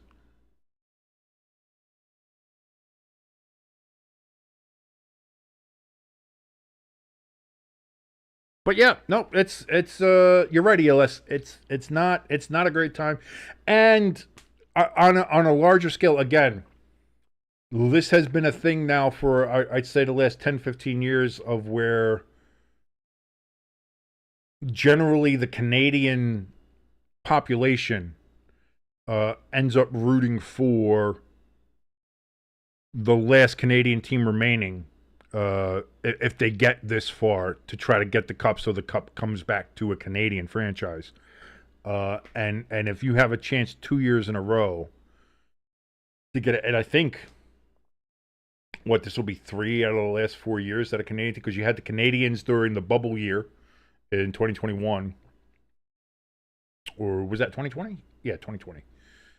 Yeah, the bubble year 2020 with the bubble, and the Canadians got to the finals there and lost.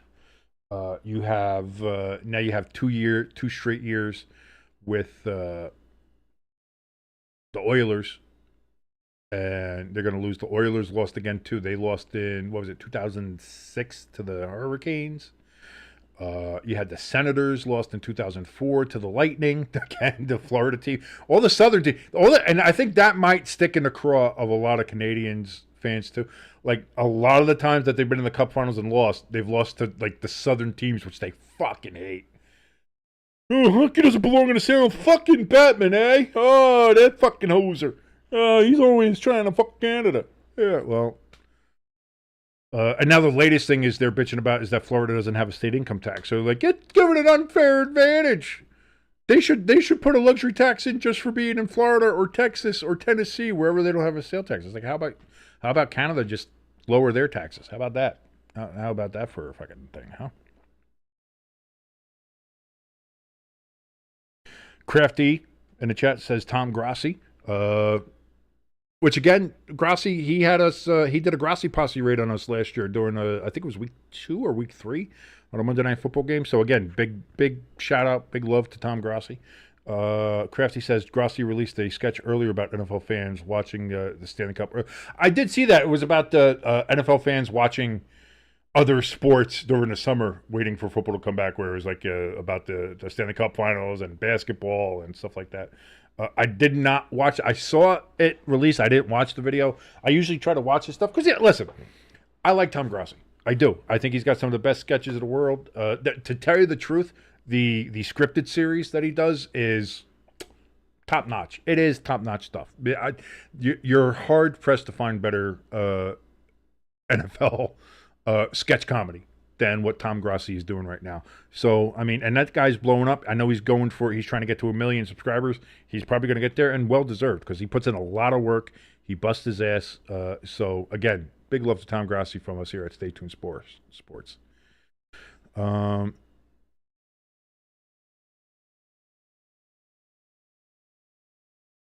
Boston says, yeah, Nashville has so many cups, right? Dallas has it in 26 years, right? That's what I mean. Is it's an empty argument from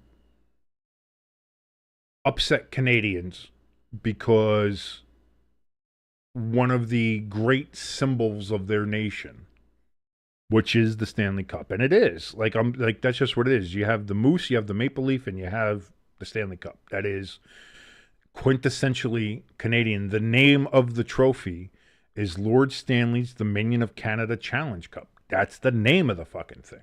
We call it the Stanley Cup because as a shorthand, but it is Lord Stanley's Dominion of Canada Challenge Cup. That's the name of it. So it is quintessentially a Canadian trophy, and it has not been held by a Canadian franchise. And if the rest of this game plays out the way we think it will, it'll be 32 seasons. And I do count the season that wasn't played because in that time, it still wasn't in a Canadian team's hand. So, and I don't know if anybody knows this, that year is on the cup. And I love that fact about the Stanley Cup and the Stanley Cup trustees, because I'm sure that's something that the NHL would like to forget, that they cost the NHL a whole season because of a labor dispute and a lockout, which was bullshit. But I like that it's on the cup as a scar. It lets you know there was a season that was supposed to be played and it wasn't. And it just says it right on there. 2004, 2005, season not played. So that's a big kudos to the Stanley Cup engraver and the trustees to make sure that that was recognized on there. But to that end, it's been 30. If the Panthers go on to win this game, it's 32 seasons since a Canadian team has held that cup. And that sticks in their craw. They can't stand it. And they try to come up with all the excuses. Well, you know, all the players on the team are Canadian, so the cup still comes to Canada during it. You can try to spin it any way you want, and that's fine. Like, listen, the cope is hard when it comes to our knucklehead friends up there, to our 51sters, as we like to call them. But, you know, it is what it is. And as any way you try to spin it, like, because here's the thing: if if it didn't bother them so bad, like if they were just like, oh, the Canadians still bring it home, you know, they're from Canada, the players are from Canada, and that's what matters. If that was really true, then the entire nation of Canada wouldn't be so hell bent on rooting for whatever Canadian team was left. You know what I mean? Like, it wouldn't be a sense of national pride to bring the cup home to a Canadian franchise. Like, it wouldn't be that huge a deal if what they say every time they lose was true. Because every time they lose, they're like, oh, well, the players are Canadian anyway, so it doesn't really matter. But then when a Canadian team makes it to the Stanley Cup Finals, oh boy, bring it home, guys! Finally, you got to bring it back home to Canada where it belongs. It's Canadian. It's Canadian pride. We've got to. If it didn't matter that much, it wouldn't matter so much. But it matters that much to them. So that's just, you know, let's not beat around that bush. You know, you're not fooling anybody with your cope. You're not fooling anybody with that. It is, you know, it is what it is.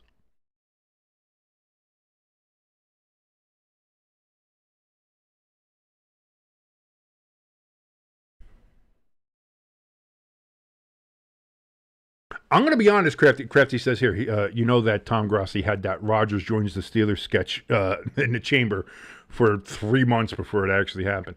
I was, like, during that kind of free agency period where the Giants signed Jameis and then signed Russell Wilson and all the quarterbacks started to go, I was set. I had a breaking news thumbnail set. I had a whole thing ready to go for that. When the news broke, I would jump on. He took so long, it didn't fucking matter. Like, it got to the point where it's not breaking news if he went to the Steelers, because there was still a question of whether he was going to go to the Steelers or the Giants or the Vikings was an opportunity, maybe the Saints. Like, there was stuff out there.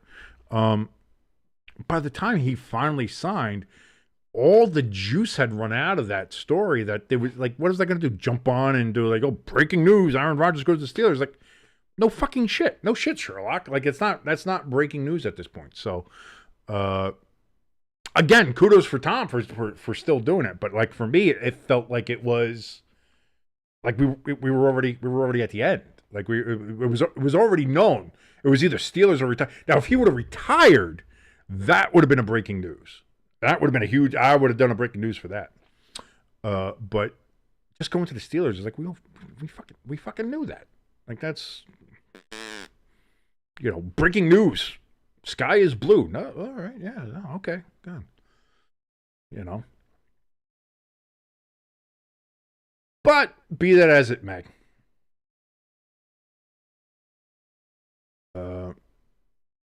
I'll say this, you know, talking a little bit about the Giants. And again, we have a brand new video out, by the way, where me and Jimbo cover our number 12 power ranking for this upcoming season. We're doing a preseason power rankings for the next 12 weeks, going through each one, explaining why we have what we do. That video is out, by the way, so if you want to check that out after this live stream, you can go ahead and do so.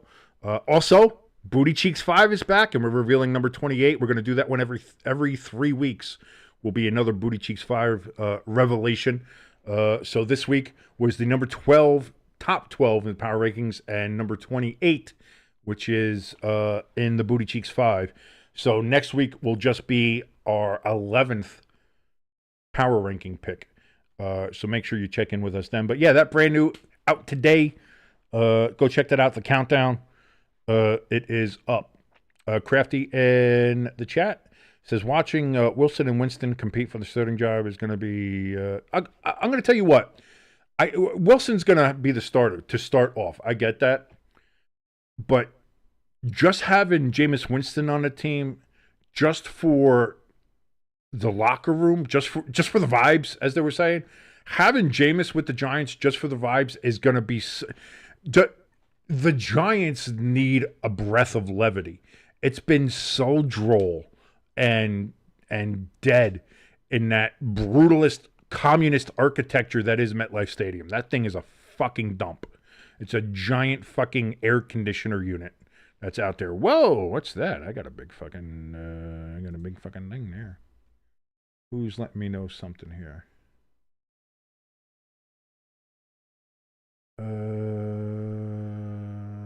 What this saying? I thought I did. Give me 1 second here.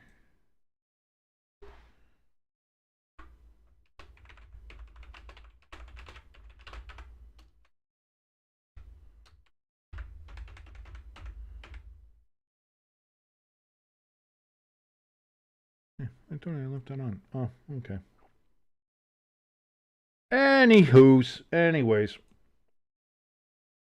But yeah, I think just having Jameson there for the vibes is going to help the Giants out a lot. And I would normally say I think the Giants are an improved team from what they were last year. And I think talent-wise we're going to be better, but that fucking schedule is so brutal. Again, if we get to 6 wins, it'll be a miracle. Third period is underway, and we are now less than 20 minutes away from the Florida Panthers possibly lifting their second straight Stanley Cup. Verhaeghe behind Skinner. Barkov now gets it. Crowd chanting Skinner already. Period just started.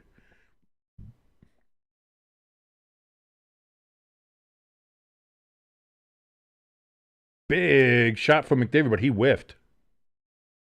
Florida gets the puck, and they move it back out of the zone.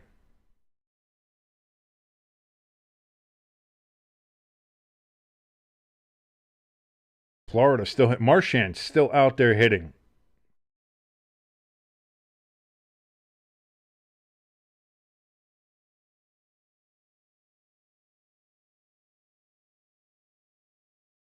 Puck still behind Skinner. Edmonton looking to move it out, and they do into the neutral zone.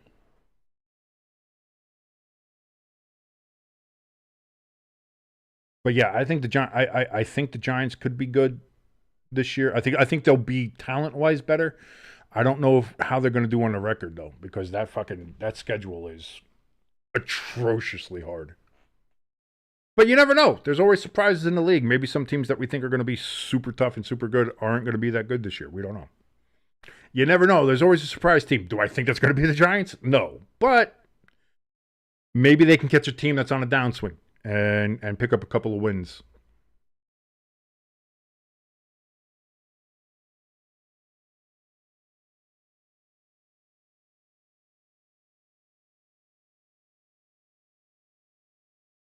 Bennett into the zone, takes a shot, misses wide.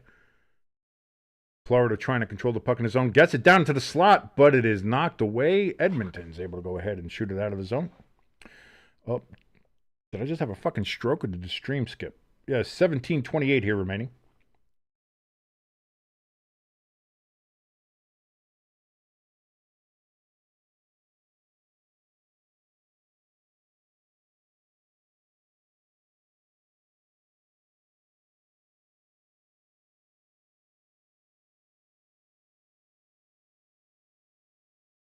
Puck still behind Skinner. Florida trying to get control, and they actually do. What a pickpocket.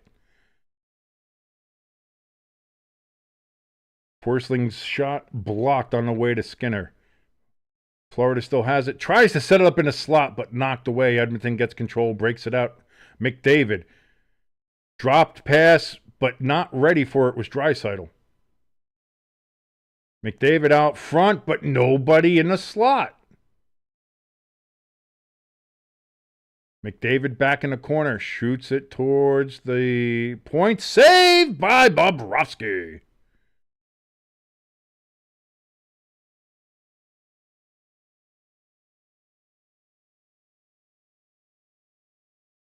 Puck shot deflected into the netting, and that's going to be a stoppage in play with 16:20 remaining here.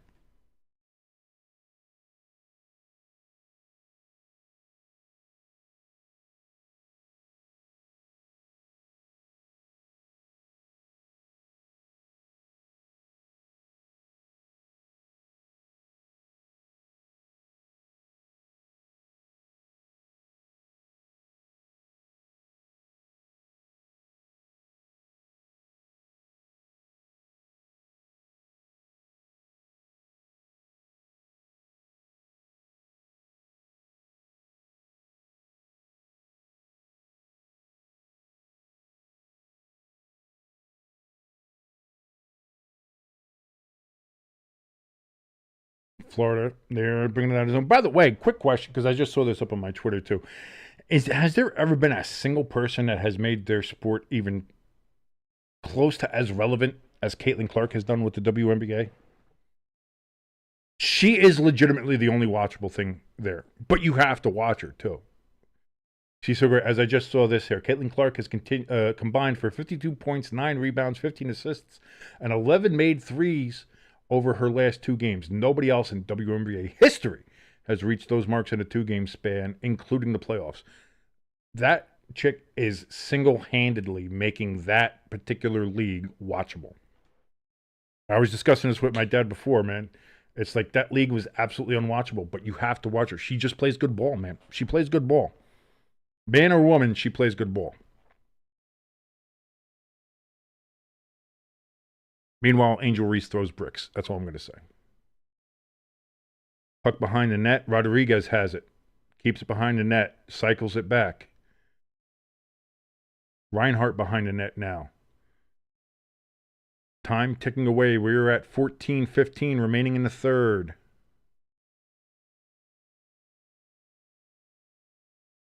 McDavid could not get wood on it. That's what she said. Stick work will injure you.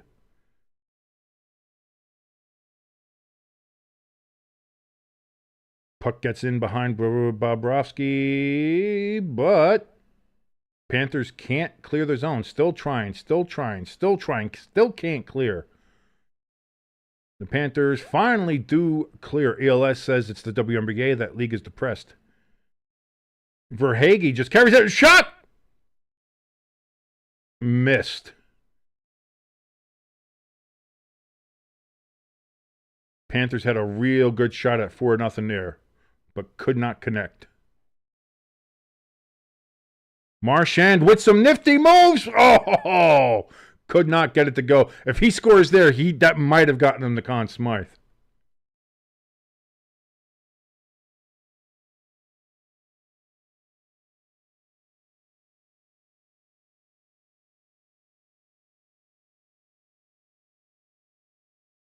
Fans are going apeshit right now down there in Sunrise.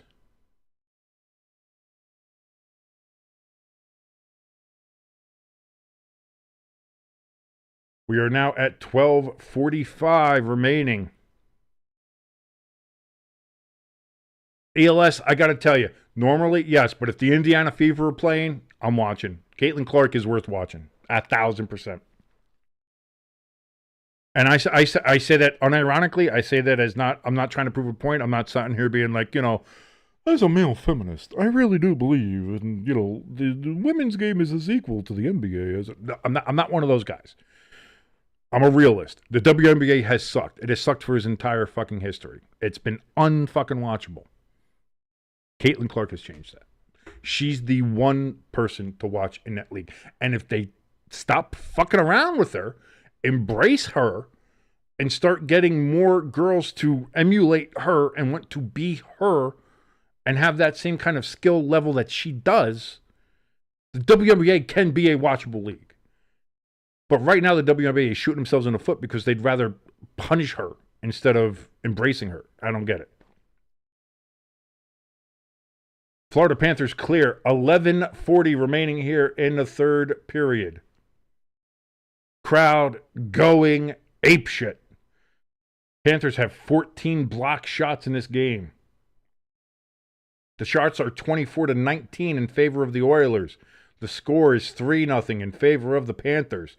Shot missed.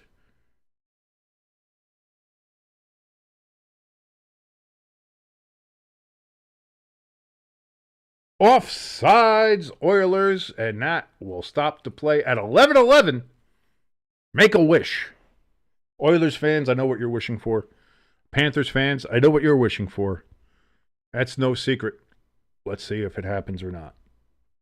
For either of you. There's 11 minutes and 11 seconds until we find out, but we have a TV timeout right now. But yeah, ELS, I'm telling you, like I found myself surprised about it. That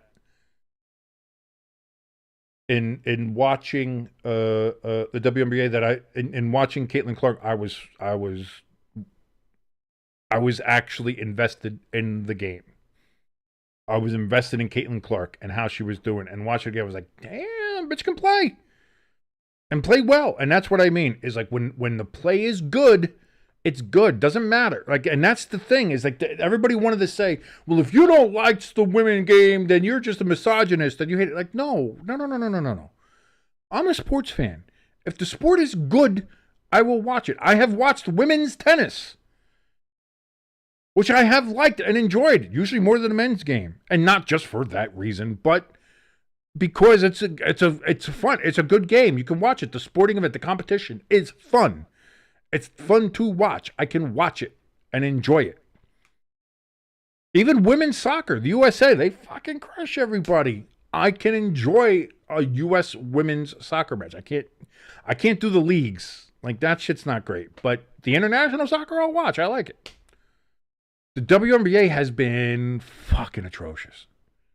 For 27 years, 28 years, however long it's been around, it's just been bad. I know people go, well, Cheryl Swoops and, you know, this. Oh, there's Lord Stanley making his appearance. He's shined up, looking real good. Yeah, but that's the thing. But I like tennis. Like Wimbledon, French Open, U.S. Open. I watch that shit. I enjoy tennis. Call me whatever, but I'm glad that, you know, you enjoy it as well. I know some people are like, oh, tennis, but then again, I watch curling. I love curling, and I love female curling as well, male and female curling. I watch both. I'm addicted to fucking curling. I love curling. That's why part of me thinks I'm part Canadian. I don't know why, but I love curling. So it's like, here's the thing. For the majority of my time here on this earth, I have far more enjoyed the competition of competitive curling, Canadian curling, than I have of the WNBA. It's just been more enjoyable and fun to watch. Caitlin Clark is starting to change that. She's starting to make the WNBA a watchable product. But the WNBA is like shitting on her. And I don't understand why. They're going to turn off the fan base that they've been begging to have.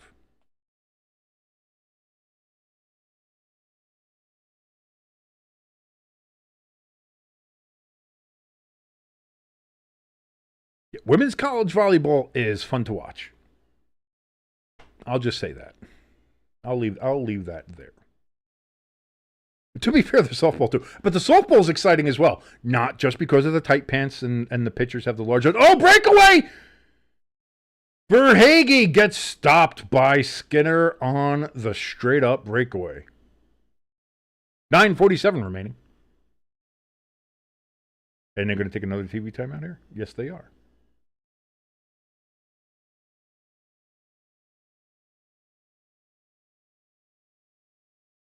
But I enjoy it. Like I said, I enjoy the women's softball. I enjoy the college volleyball as well. For certain aspects of the game.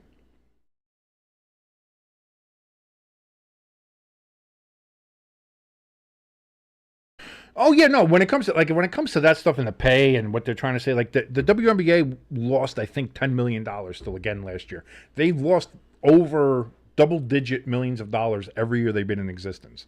The only reason the WNBA is still around is because the NBA subsidizes them. But you have something in Caitlin Clark that you can build on, and they're not doing it. Instead, they're punishing her and trying to tell the people who want to watch her and like her that you're wrong for watching and liking her, that you should watch everybody and like everybody. Everybody's doing well. We're not fucking blind, and we're not fucking stupid. Watching all these other women try to play the game is like watching a monkey fuck a basketball. I'm sorry, it looks dumb. It looks stupid. I can't watch it. It's so fucking boring and bad. It is. Caitlin Clark, though, she has game. She drives the paint. She makes shots. She's got a great outside game. She's got a good defensive game. She's got a good, like, she has a good basketball game that when you watch, you're like, yeah, I can get into that. Yeah, get there. Woo, all right, yeah, you have an investment in what you're watching. For the most part, the WNBA is unwatchable. Embrace Caitlin. All I've been trying to say is embrace Caitlin Clark. Embrace what she's doing. Get that next generation of little girls to start watching the game and start trying to be like her.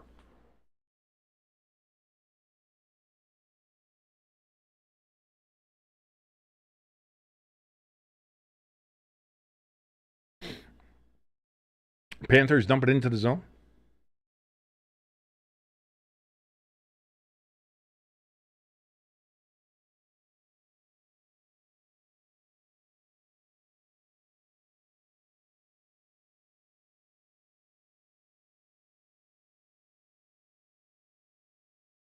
Remember when Henrique was on the Devils? I remember. Pepperidge Farm remembers.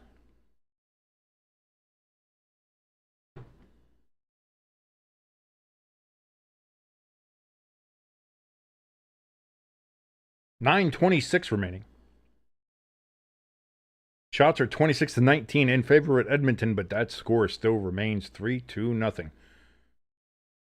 As the crowd is now singing full throat, John Bon Jovi, the Jersey legend, so much better than Bruce Springsteen. Fuck you, Bruce.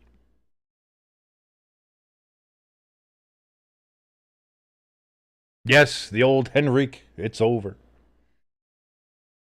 What a great moment in Devils history that was. Fuck the Rangers. Of course, the Devils got fucked by the refs in Game 6 against the Kings, but I will not go into that today.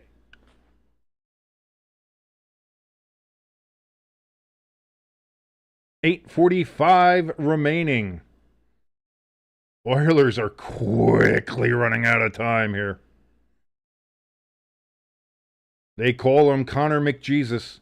He's going to need to channel the spirit of the Lord and Savior, Jesus Christ Almighty, maker of heaven and earth, in order to go ahead and try to get back into this game because, boy, oh boy, it is not looking all that promising from the boys from Oil Country.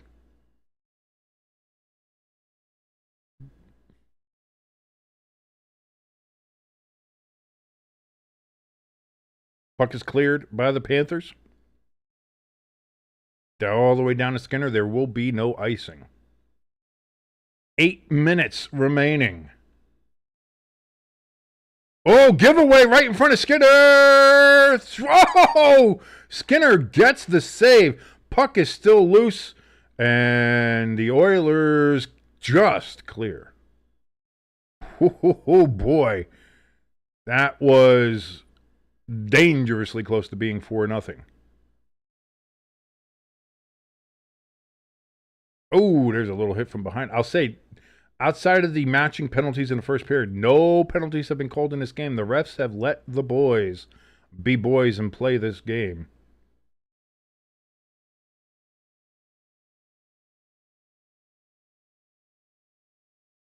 Puck gets into the Oilers zone, but they have control. They're going to go ahead and skate it out. We are 7:05 remaining.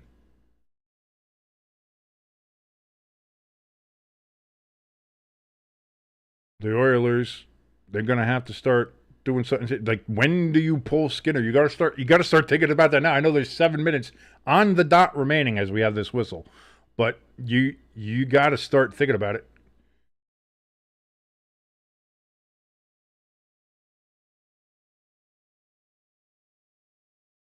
And they're pulling him now.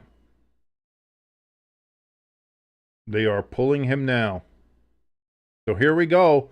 6-on-5. Empty net for the Oilers. It is an empty net.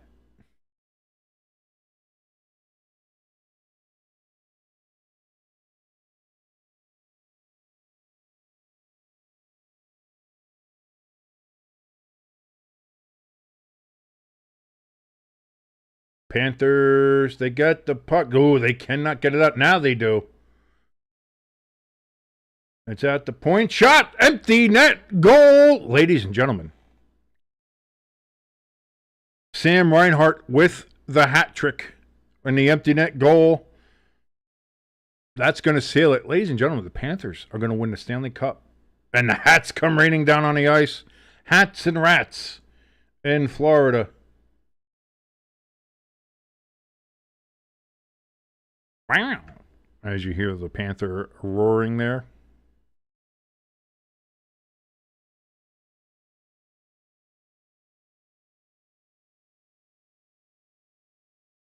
And that's it.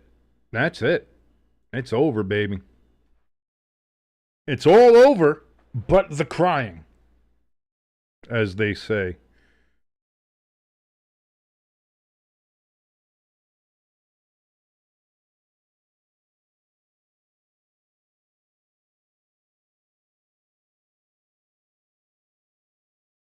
Did they say first ever postseason hat trick for the Florida Panthers? Wow.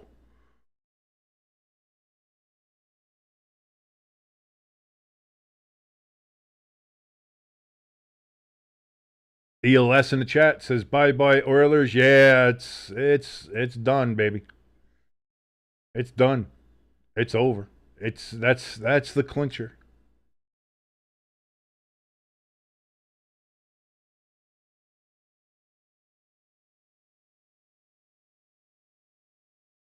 I saw somebody say it's America's sport now. I don't even think it's America's sport now. It's fucking Florida sport. Florida owns hockey at this point.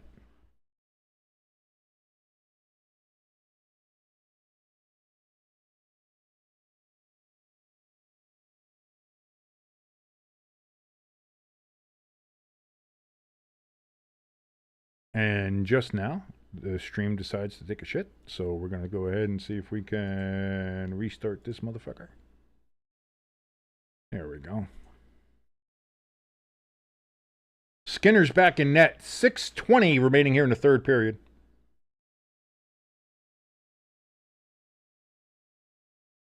Wow, wow, wow. Icing.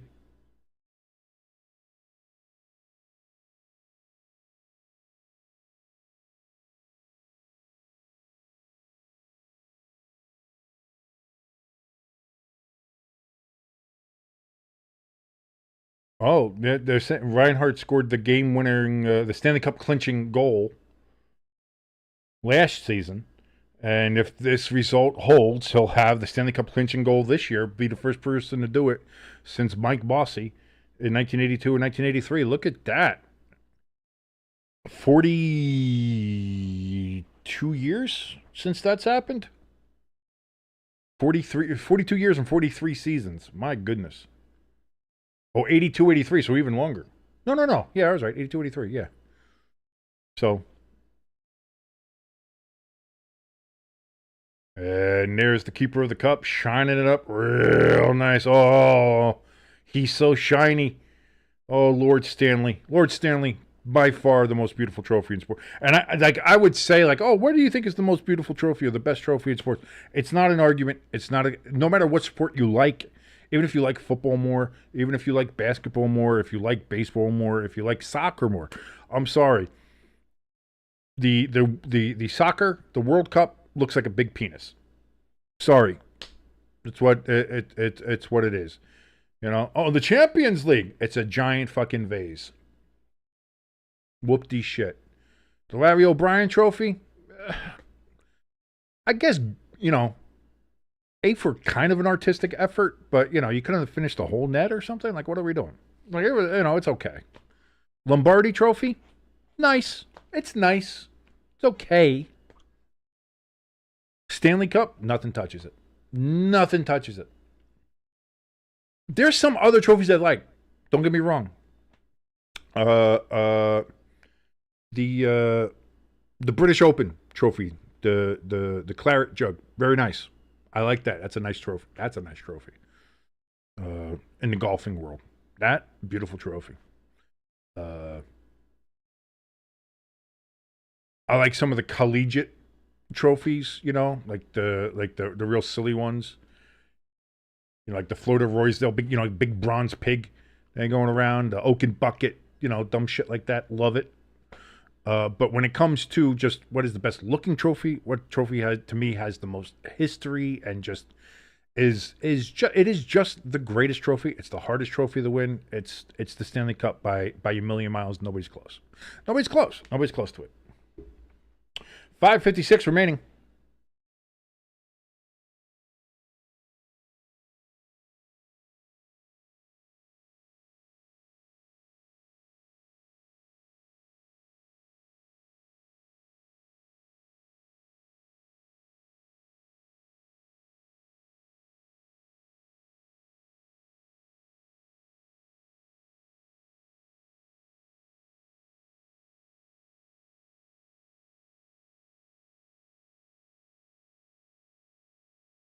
Crowd screaming, let's go Panthers.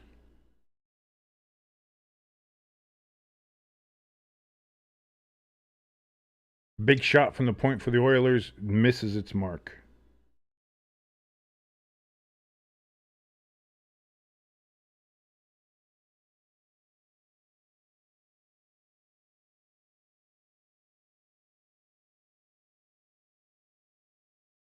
Empty net, goal again. Reinhart, 4 goals.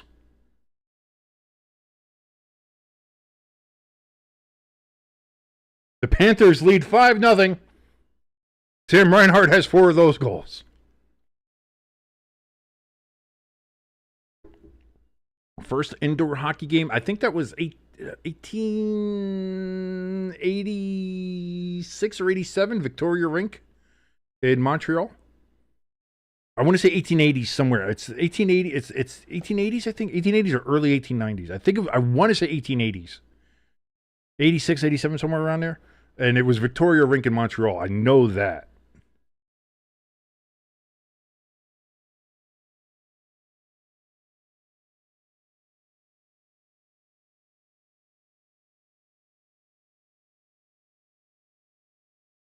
$1875. Fuck! I was 10 years off. God, I was debating whether it was the 70s or should have trusted the first instinct. Fuck.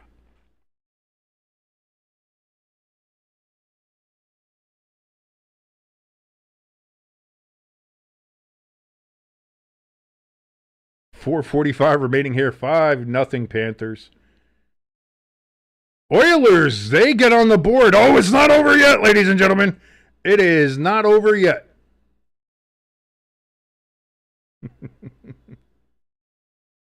Oilers get one on the board, so the shutout is no more. That's a shame. I would have liked to have seen Buptitsky get the shutout.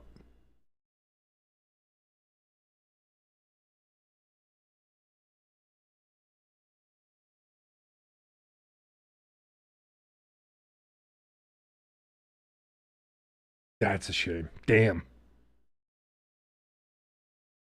4:42 remaining.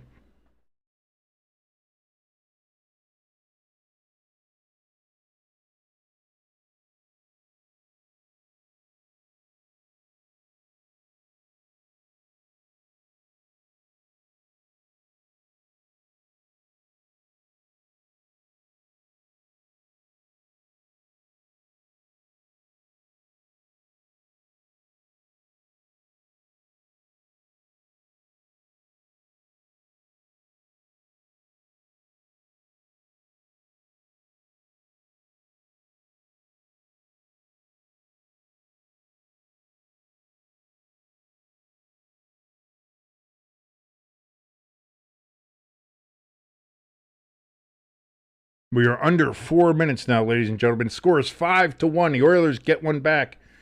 Sam Reinhart, 4 goals tonight for the Florida Panthers in the Stanley Cup clinching game for them, which, let's be honest, unless Buptitsky just loses his fucking mind, let's be honest.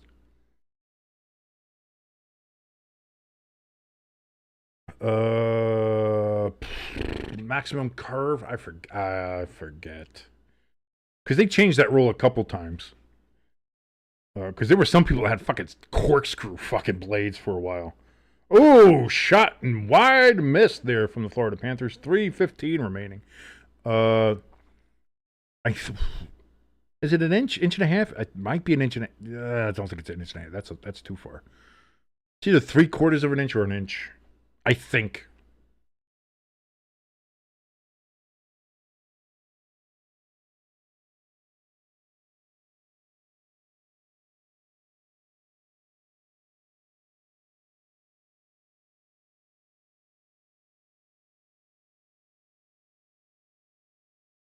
.240 remaining.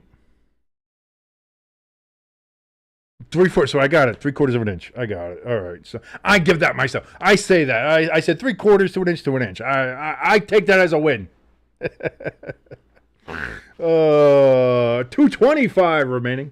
As we're just counting it down for Lord Stanley's appearance right now.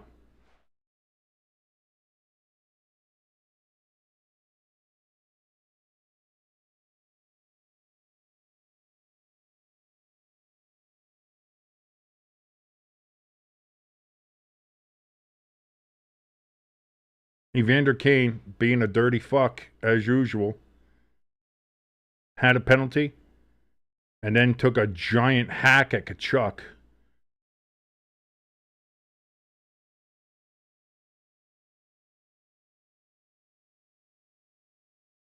Okay, yeah, you see the original one. And then, oh, wow, he just fucking axe chopped. What a cunt. Wow, Evander Kane is a piece of shit, huh?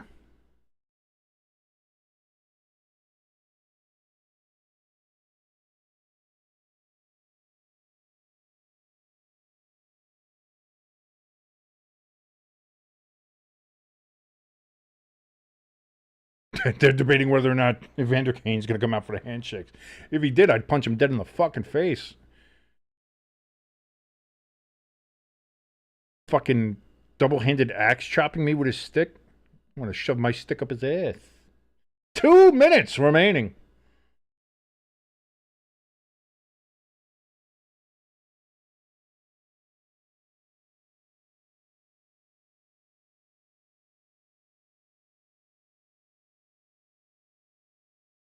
Crowd singing the traditional na na na na, hey hey hey, goodbye. Shot saved by Skinner, who was the only player to win a Stanley Cup with 3 different teams in 3 consecutive years. I think I know this one. It's relatively recently, isn't it?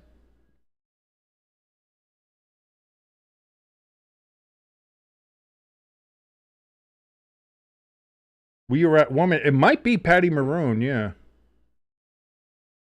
Patty Maroon's not a bad guess.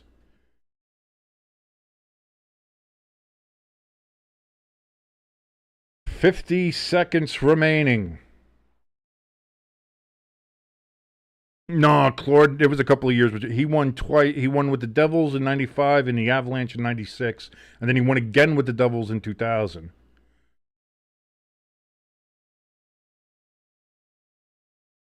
He won with Chicago in 61, Toronto in 62. Okay, but who's the third team? Who's the third team, Ellis?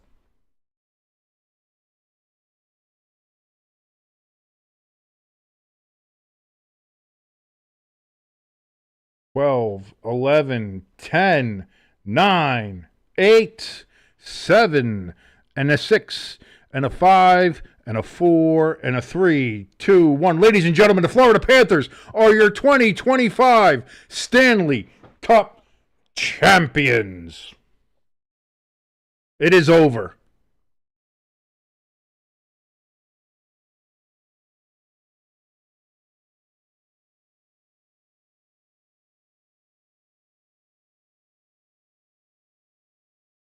Two years in a row, the Florida Panthers, back-to-back Stanley Cup champions.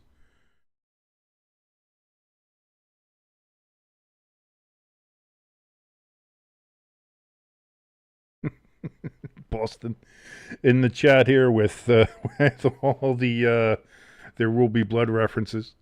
I love that. By the way, love that fucking movie. Great movie. I've abandoned my boy. I've abandoned my child.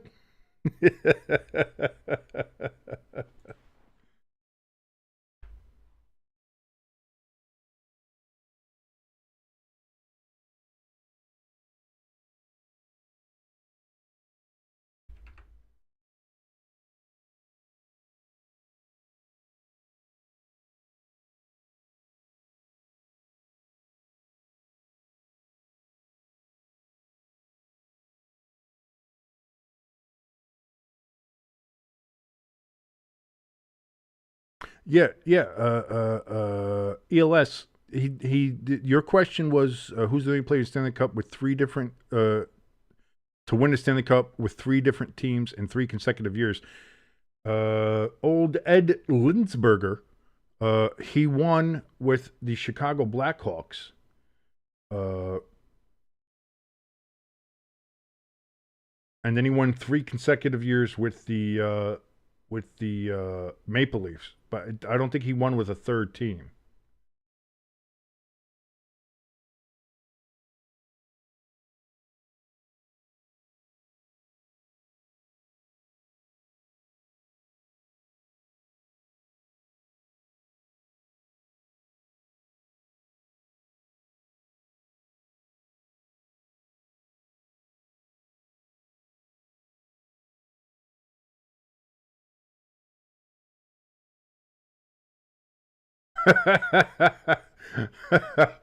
uh, my friend from Canada, Animal Clans. He said something pretty funny on Facebook. He said, "So you mean to tell me that Florida's toughest challenge this year was the Toronto fucking Maple Leafs?" Oh, that's funny. That's funny. Yeah, Toronto took him to 7. Toronto took him to 7.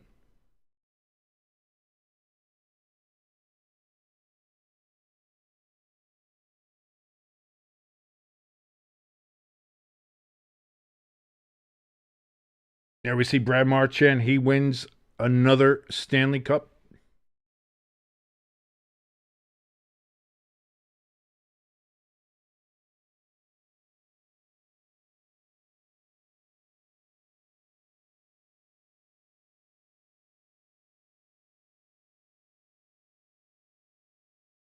The Oilers got all the way back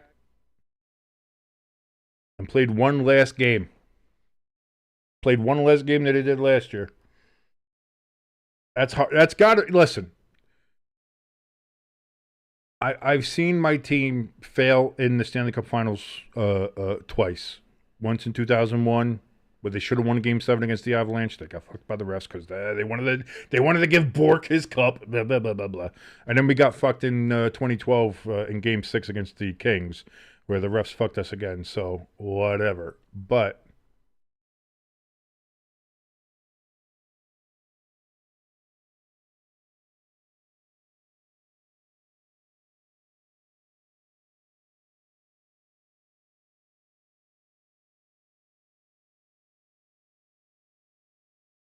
Boston says, "Holy shit!" I think there's something. He's ahead of us a little bit, so I'm going to expect to see something happen here.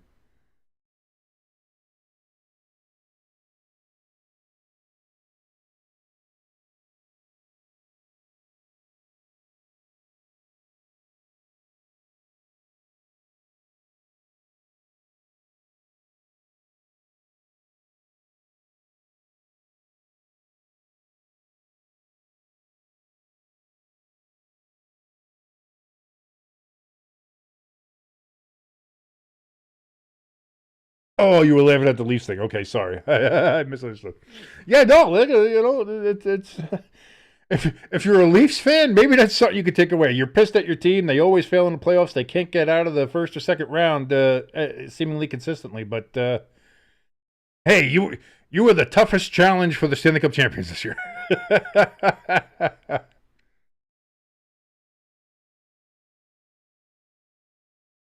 See, Taylor, you should have showed up to the game, Taylor Swift. You would have seen the cup.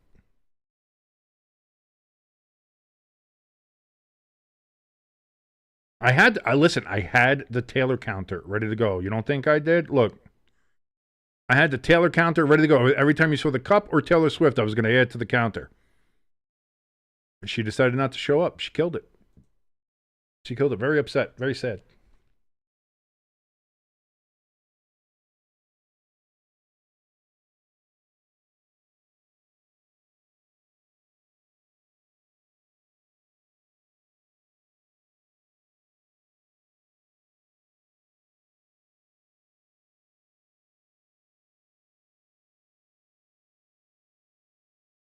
They're talking to Marchand right now. They're saying, "Hey, you hated these sons of bitches not too long ago. Now you're about to, get drunk out of the cup with them."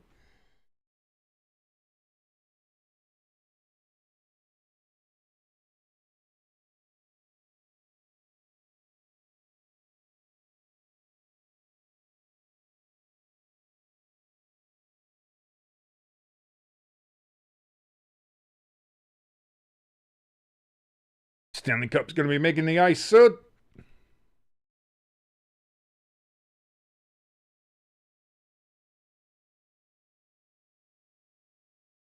Not really. See, ALS, but here's the thing. She's 1-for-1 in Super Bowls. She's seen her man win one, and she's seen her man lose one. So I mean, 500s. That's not a bad record. So we'll see how they do this season. But that's the thing. If she was here, if she was at this game, that would put her in championship games. That put her at a 2-1. You should get that 666 winning percentage, which would be great. Since everybody thinks she's hailing Satan anyway. But hey, hail Satan. Hail Satan, our Dark Lord and Master. Where it goes. So yeah, I'm just upset because we didn't get to see her. Me being the simp I am for Taylor. Wonder what would she would have worn. What's the new style? What's the haps? She had the that khaki kind of that beige color combat boot, super platform heels on, and kind of like the matching romper, I guess you could say, with the last one. Looked nice. She looked good.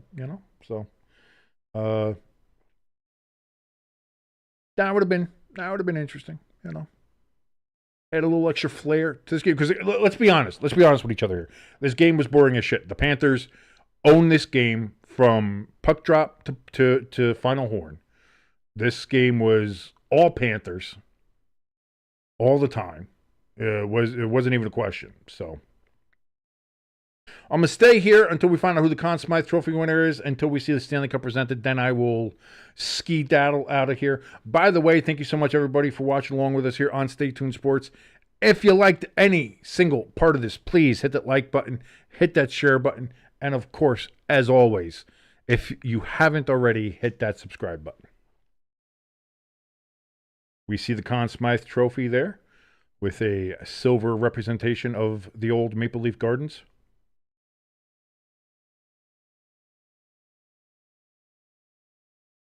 Who is going to get it? Is it going to be Marchand? Is it going to be Bennett?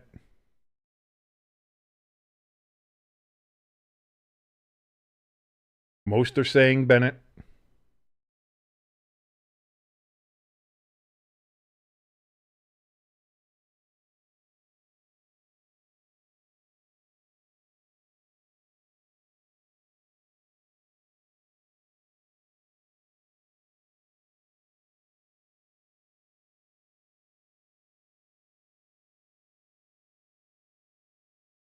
There's old Barry. And I'll say this too. Gary Bettman, best commissioner in sports.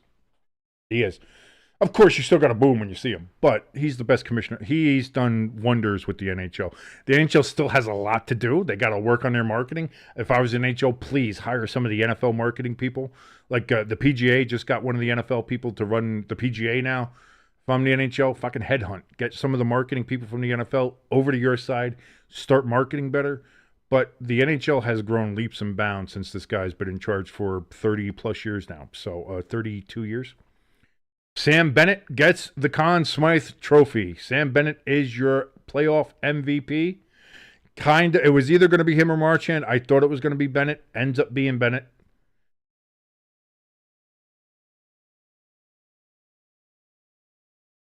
Five goals in the Stanley Cup Finals. He had a bunch during the rest of the playoffs. He really was a huge difference maker. He gets that nice, big, beautiful trophy.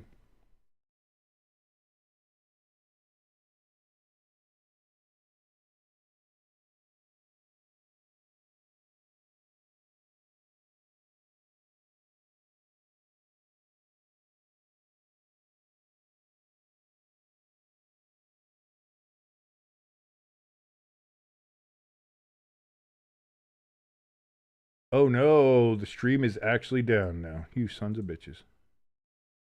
Oh, they're going to cut the stream off before I can watch it? Come on. I want to see the cup presented.